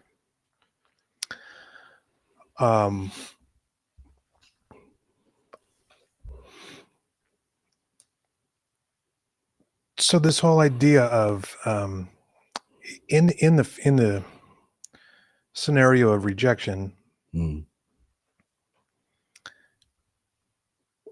I keep coming back to separating the person from the behavior, good. and the idea of I'll fucking get real with you, right? So in a romantic setting or something, and there's the rejection there, Mhm, where that can become very, very personal. And to your point earlier of, oh, who knows, they got the shits, or it's has mhm, nothing to do with you. mhm, Um, in that same scenario, to be able to separate the behavior from the person, that person could be me, not mhm. just them being a piece of shit, but right? Yep, behaving. Their Like, behavior should be separate from me as a person. yes. Operational definition of boundaries, Fuck's sake. by the way. Yes. Hmm. Yes. Okay, go ahead. Back to you. Well, no, you did. It's literally, that's the operational definition of boundaries. So, Are you saying I'm bad at boundaries? no, I'm saying you just defined boundaries really well I and might be used that bad. concept Okay. to apply it to something that seemed vexing for you. You know, Hmm. for me, I may be much better at the interpersonal relationship stuff or, sex and romance, but I may struggle leveraging those skills in business. I mean, yeah, I'm 52 years old and I was opening a business for the very first time. Now I opened Fuck yeah, you businesses. were. I had opened businesses for other people, but this is the first time I did it for me and on my own and by myself. And I was scared shitless. I was terrified and I had all kinds of doubts and prohibitive thoughts. And those were things that you helped me through in ways that are extraordinary. So we all have places where we're really pretty good over here. We're not so good over here. Holy hell, are we a shit show over here? And it's this mosaic, right, of different things. But when you find an arena, when you find an issue area where you are good and solid, where your skills are being deployed, your strengths are being deployed, and you're winning, you're successful, those skills can be leveraged in other areas. And universally, it doesn't matter what the issue area is. If you choose through intention and sustained focus and concentration to select as an area of focus affirmative thinking, you will win. Period. Now, you may not win on the timeline you want to. You may not win in this specific manner in which you wanted to or fantasized about, but you will win. And you'll be free from the torment that is fear. Free from the torment that's fear, and likely have greater access to the experience of confidence. Hell yes. Hell yes. And that confidence does not have an ounce of arrogance in it. Mm-mm. It is legitimate, it's authentic, it's righteous, it's well earned, hard fought for, and a trustworthy ally in the fight, in the pain, in the difficulty, in the challenge. Yes. All right. Love it. Next couple ones has some funny therapy stories. Oh shit. So I think this is good shit. It's kind of funny. We'll see what you think. Okay. You hope what? I just don't know if my name is on that list or not. It's not. Okay, good. Just kidding. Really? No. Right. Okay. No idea what the hell number this is, but I'm afraid to share or expose or ask for what I want. kind of related to the rejection thing, kind of related to the needy thing, but not necessarily. It could just be a standalone fear of judgment, of being made fun of being told no, of being rejected, of being afraid that you look like an asshole, right? It's kind of its own thing. So I'm afraid to share or expose what I want. So I was in a case, couples and sex therapy. This is about, it was a couple of years ago now. Heterosexual couple, been married about 15 years, a couple of kids that were in their middle teen years. And the husband said, as part of the presenting problem, part of the presenting complaint, said, I'm struggling and I'm in pain and I'm angry because I don't feel like my wife is into me anymore and she's not attracted to me anymore. And she is so sick and fucking tired of hearing this. She's heard it over and over. And so she's keeping her composure, but she's really frustrated. And she looks over at him and says, I cannot believe you're still saying this. What do I have to do to convince you that not only am I just as attracted to you now as I always have been, I'm probably more attracted to you than before. What is the problem? He's like, no, you're not. He's defiant. No, you're not. And confident in his defiance. So I started by taking a solution-focused approach, which means, in part, when a person presents a problem, I say, okay, tell me about a time, either real or imagined. Tell me about a time when the problem was not a problem. Because whatever that person comes up with on that question is usually an exception to that problem.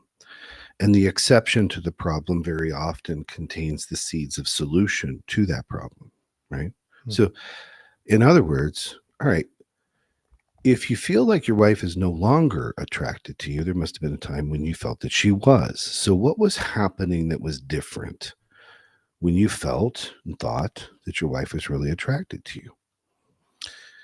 And he kind of resisted. He was a little embarrassed. He hemmed and hawed a little bit, and we did a few more questions and everything. But basically, it got down to him relenting. He says, all right. I knew my wife was attracted to me a long time ago because when we would have sex, she would lick my nipples. She hasn't done that in years. I could tell she's just not into me. And she goes, oh my God. Like literally leans. She almost levitated. She's like, oh my God. I'm like, I'm being the kind, benign, serious professional therapist. I'm like, yeah, okay. So there was a time when you would lick your husband's nipples during partner sexual activity, and then that reduced or that waned. Talk about that a little bit. She goes, I can't believe I'm doing this. She's like, all right, you want me to be honest? I'm like, well, that would be preferable. She's like, okay. Back in the day, my husband worked out a lot more and he was a swimmer. And he used to shave his body hair. So when I would lick his nipples, there wasn't any hair there. He hasn't been a swimmer for a long time. He's not shaving his body. Now there's hair there, and I don't like it. I don't like the texture of it. It makes me feel weird. I'm sorry. And out of the corner of my eye, I'm looking over at the husband, and he's like,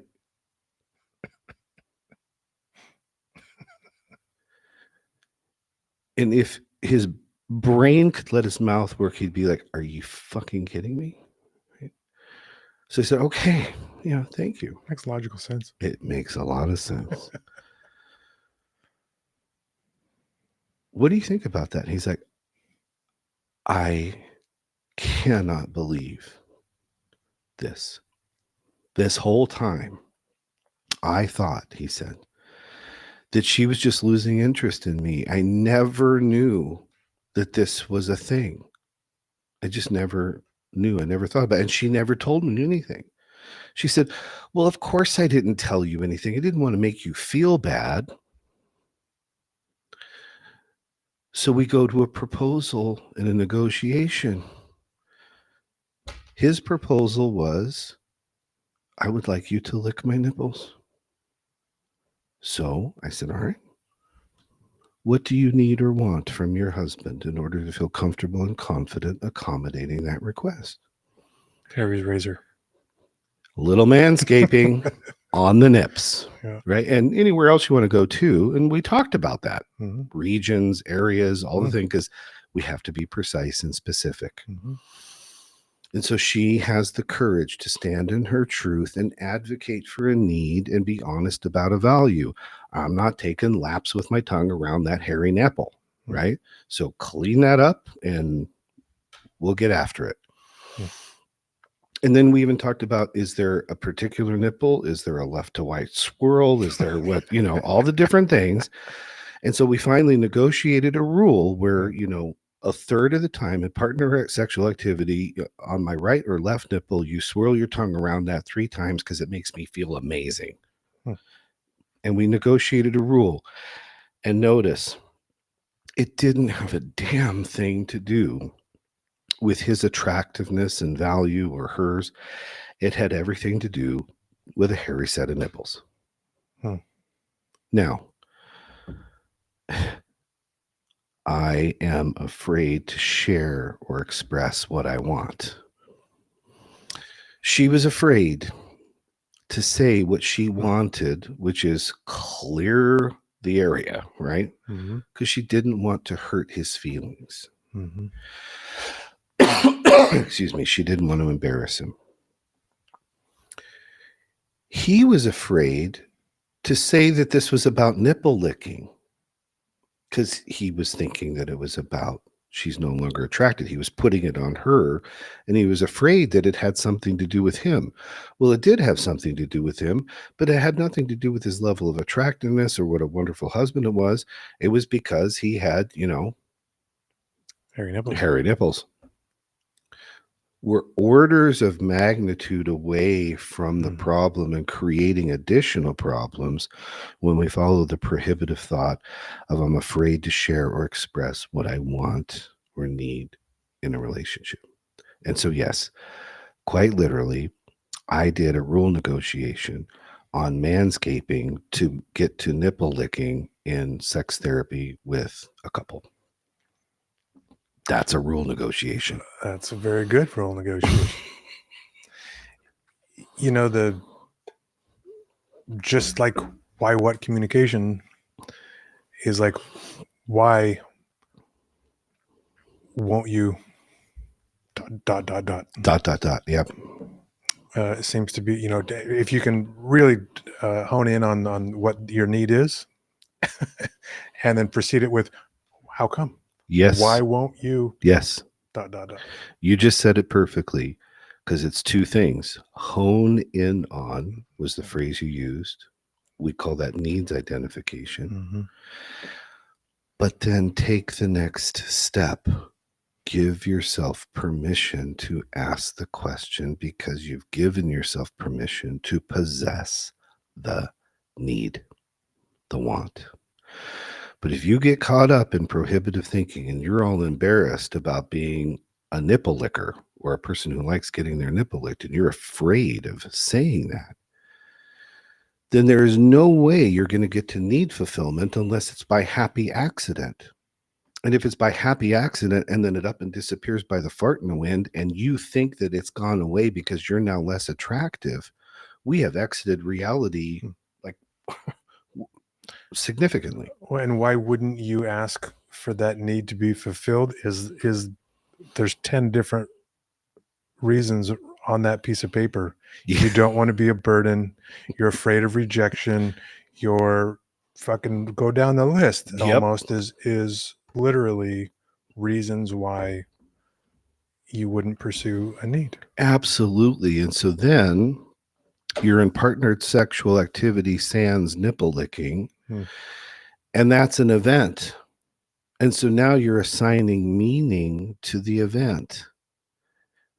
But there's where the problem is, because you're coming to a negative false conclusion when you assign the wrong meaning to that particular event.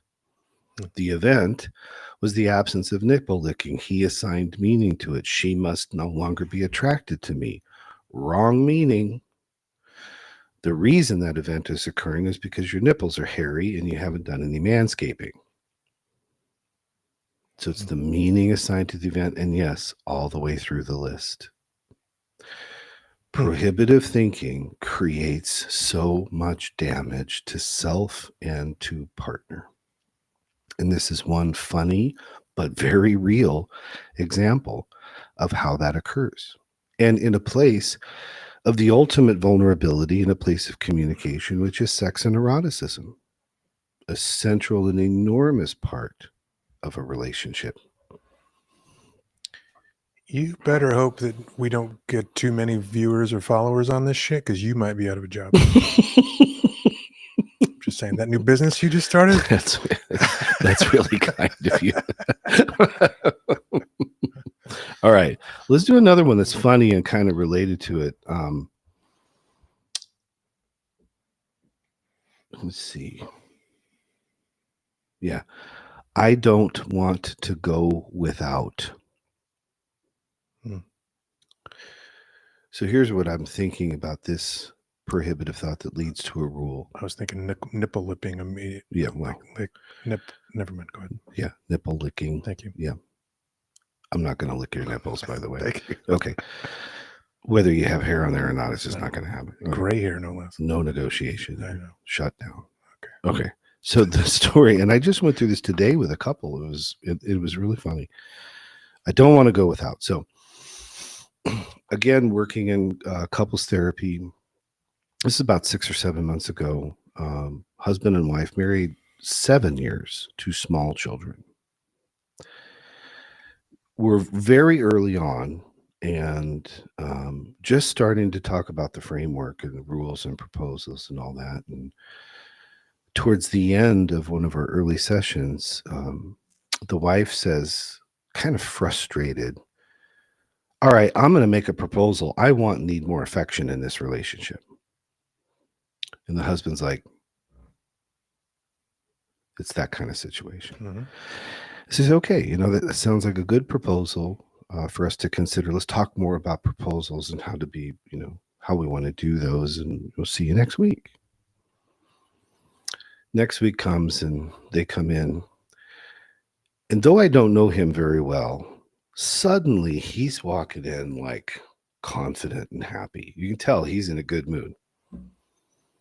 And she's coming in like spitting chiclets pissed. You can just see it. And I'm like, oh, this is going to be a good one, right? She's just pissed.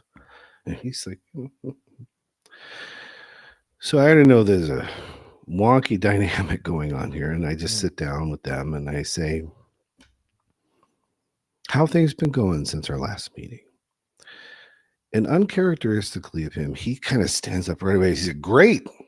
And she goes, what are you talking about? Great. He's like, no, great. You made a proposal for affection and I did that. And she's like, are you fucking kidding me? When, during this entire week, did you ever once show me any affection? He's like, I got an answer for you.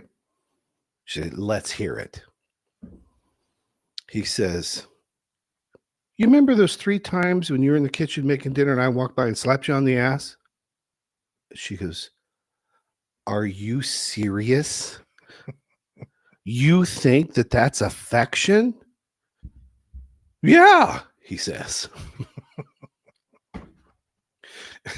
So the point of that story is that when we make proposals, we need to do so with precision and specificity, because clearly her definition of affection is a bit different from his.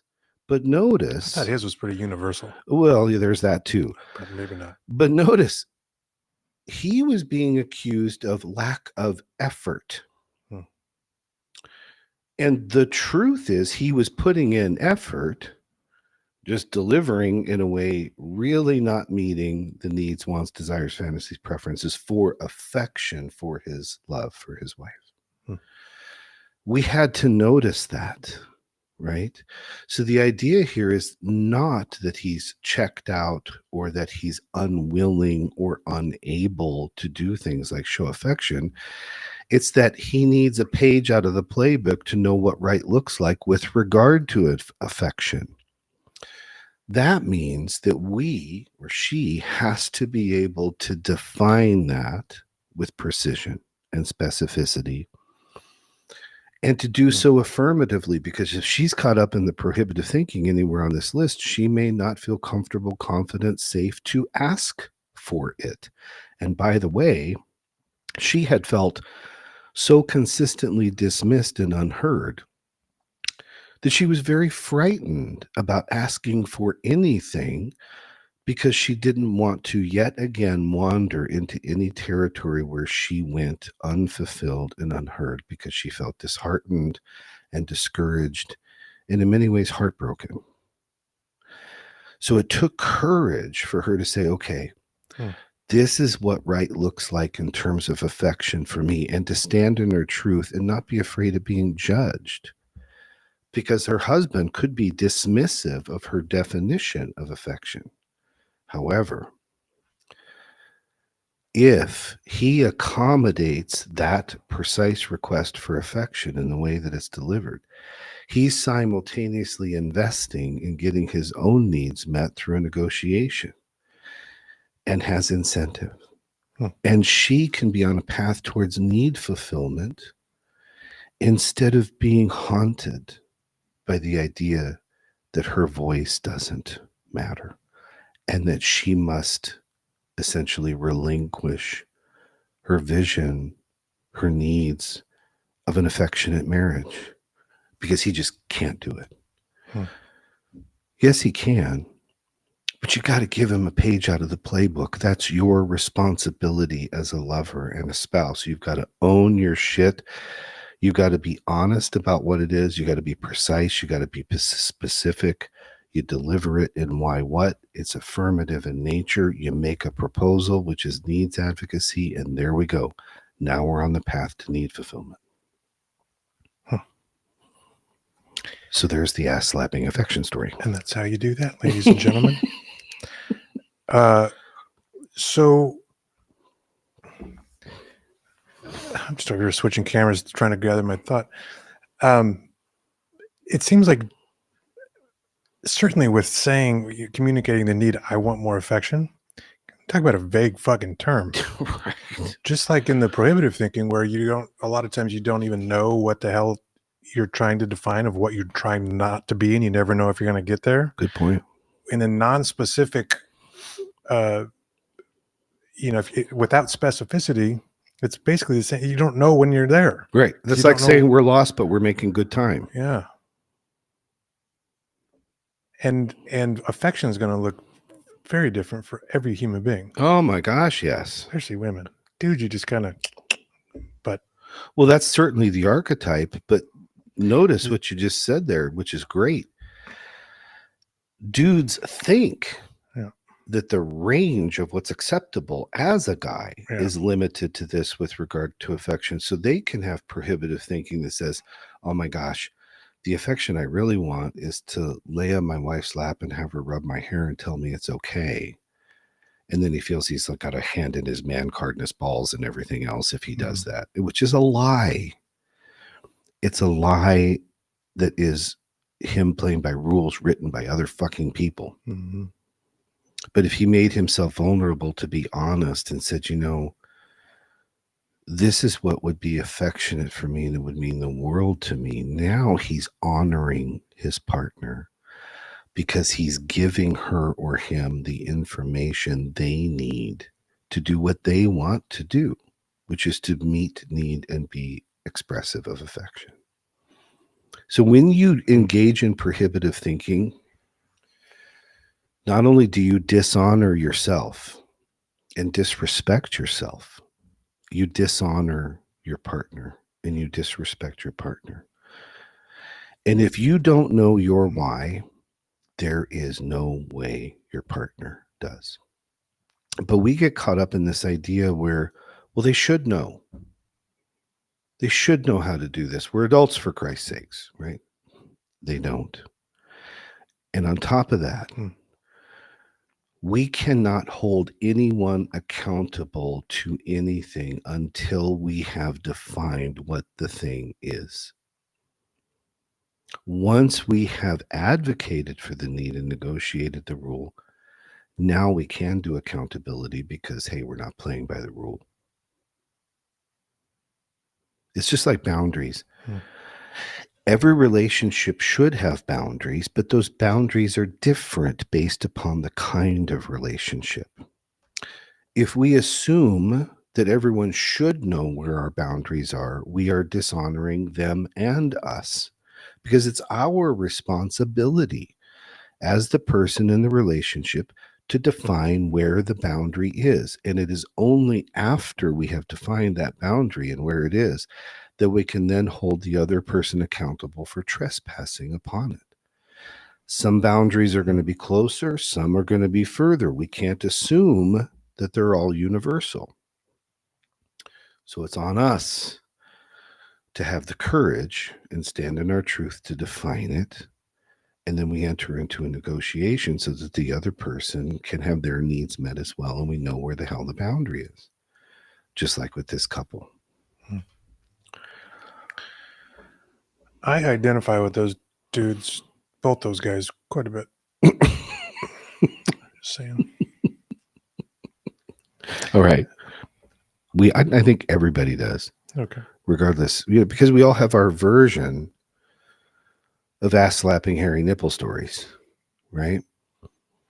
So, and let me also just, as a bit of a side note, say something tangential.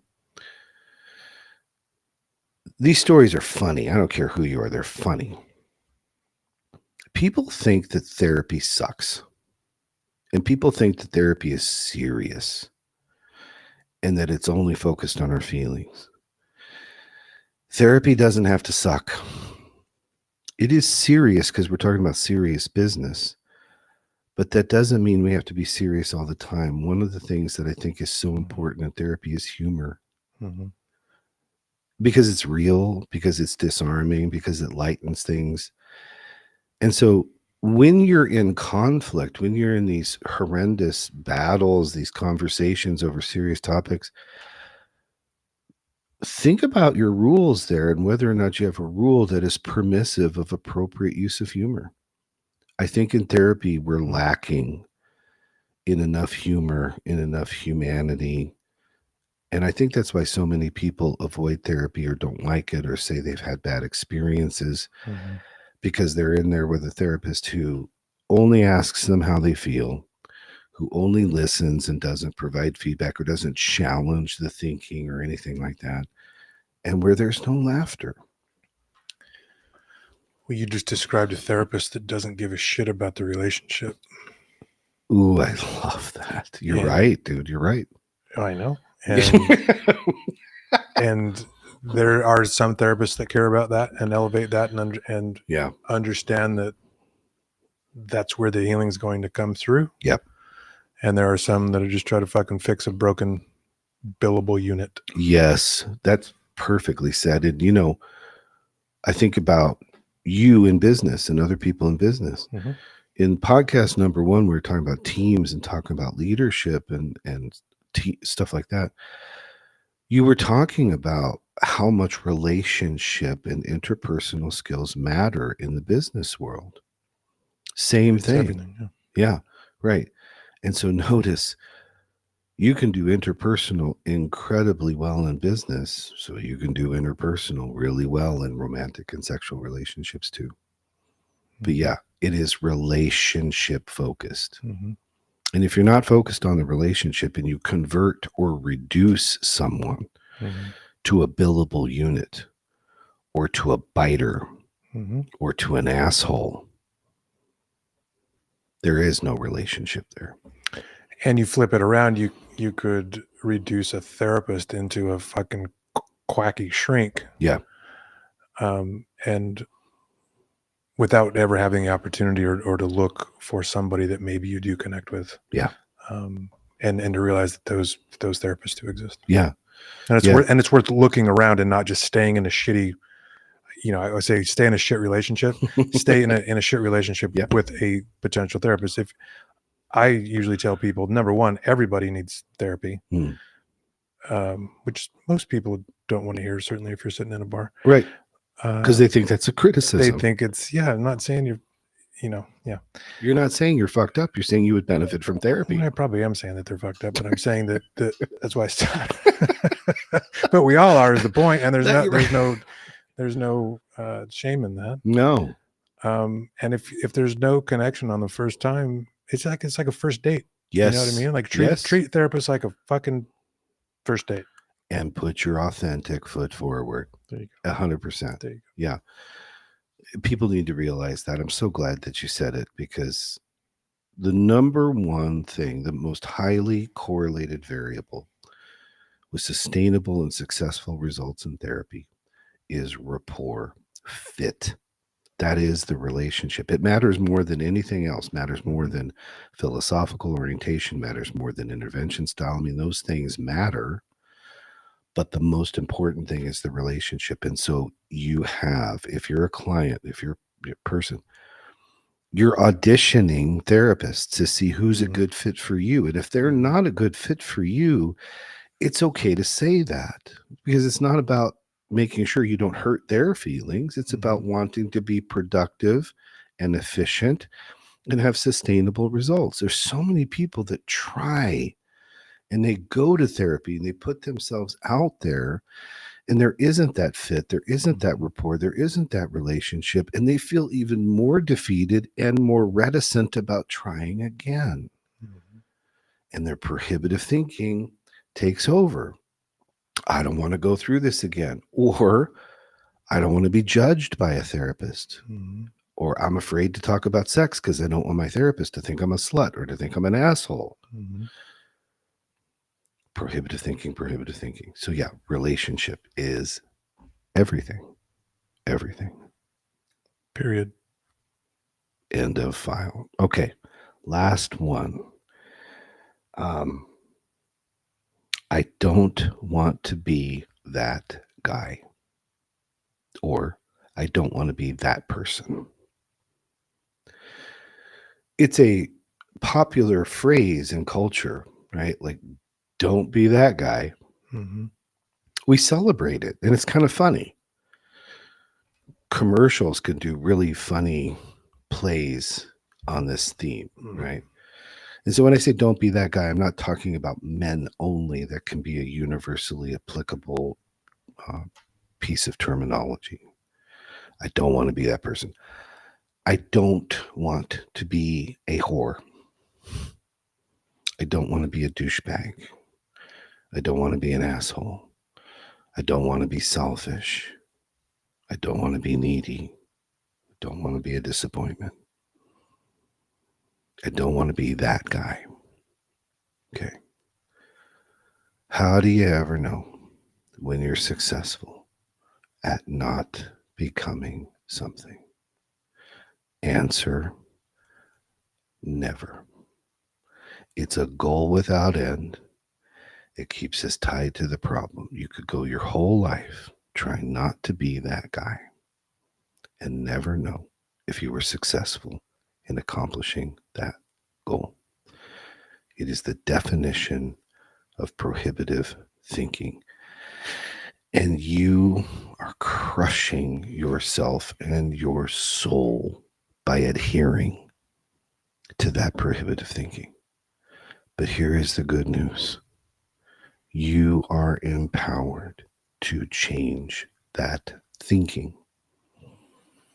And when you change your thinking, you change who you are, how you do you, how you show up, and therefore can revolutionize and transform the relationships you're in, whether it's with your lover, your spouse, your kids, your boss, your colleagues, your food, your gym, your drugs, your sex life, your sense of self, all of those relationships.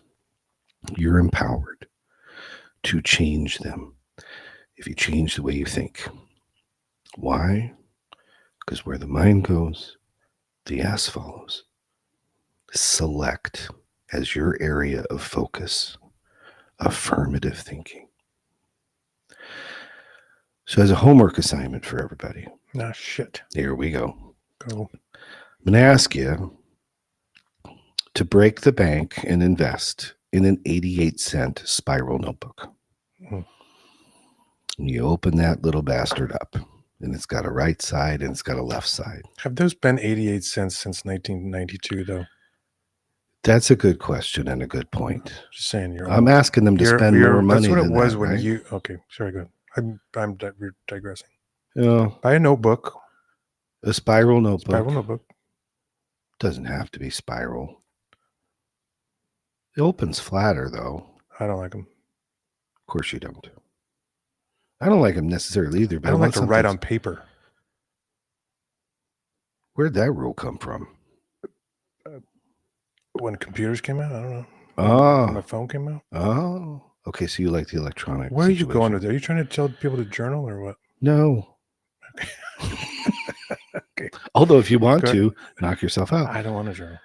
You should journal. Sorry, go We ahead. should give you a lovely leather-bound, tasseled ponies journal Mm, for you to capture all of your feelings. I like that. Yeah. Okay. A notebook. And there's value neuroscientifically in putting pen to paper and writing something down. Mhm. There is research on that. So that's why I like to have it written down on paper. But if you absolutely can't and you're in the Tyler camp, fine. Create two sides of something. I don't know. What I want you to do is I want you to capture, because you're paying attention, every time you have a prohibitive thought. And remember, it begins with the internal dialogue. I don't want to, I'm afraid of. So you write it down every time. And it's just like taking an inventory, right? We're going to be tempted to not write it down because we're embarrassed or we're frustrated. We're like, here we go again. The things that you were talking about earlier. Mhm. Write it down. Take an inventory, right? That's practicing prohibitive thinking identification, which is so important. That's the first step, right? But then what I want you to do is on the opposite side of your spiral notebook, on the left side, you then have room to practice the skill of transferring it to an affirmative thought. That is skill that we want to learn and get reps on, right? So if we go back to the very original example, I don't want to be my mother. Okay, that's the prohibitive thought. We write that down on the right side of the page. On the left side of the page, it's I aspire to be more assertive. John, the problem drinker. I don't want to drink today. I'm afraid of drinking today. Write it down. And then the affirmative thought, I aspire to drink lemonade. The more you practice using intentionality to take acknowledged prohibitive thoughts and move them to the affirmative side, the better you get at this skill and the more it starts to become automatic in your thinking. And that's huge because that's what promotes behavioral change. And remember, communication is a form of behavior. So you're going to start showing up differently in your life and in your conflicts and in your conversations, because when you're approaching things from an affirmative thinking point of view, it's going to affect patterns of interaction, patterns of communication. And as you try and understand and inventory your rules, look at the ones that were created because of prohibitive thinking. That was the focus of the entire podcast today. So you want to change the rules, find the rules. The way we change them is we move to affirmative thinking. And from that posture, we write new rule proposals. So that's the homework assignment. And we'd like to hear from you. What are your prohibitive thoughts? What rules are you finding that are prohibitive in nature? Do you need help with them? You want to talk about them? You want us to talk about them on the podcast? Send us an email. An email? Yeah. Why don't they just write it down in their spiral notebook and mail it to you? I like carrier pigeon, actually. I'm a big fan of the carrier pigeon. TikTok, you could comment on YouTube. I don't want people emailing us. All right. Comment on TikTok or YouTube, wherever you see this. Okay, what Tyler said. Yeah. That was a fast negotiation, by the way. Good proposal, but it was prohibitive. I don't want to. But then you moved it to the affirmative side. I want you to send it on YouTube comments or TikTok comment. I'm a good listener. And a good doer. And a great friend. I'm a good doer. And my brother. Okay. All right. And now you're going to get embarrassed and turn different colors of red. Have a good night, everybody. Thank you for listening. As Tyler said, go to YouTube, like us, follow us. You can find it on the website too. You can find us on TikTok. And we're also on Facebook and Twitter here, or X, coming up pretty soon. Those are all of our social media places. And the website, www.davidwaselkow.com, has all this shit on there as well. There you go. Miller time? Miller time. Miller time and something to eat. Yep. Thank you. Thank you. Have a good night. You too.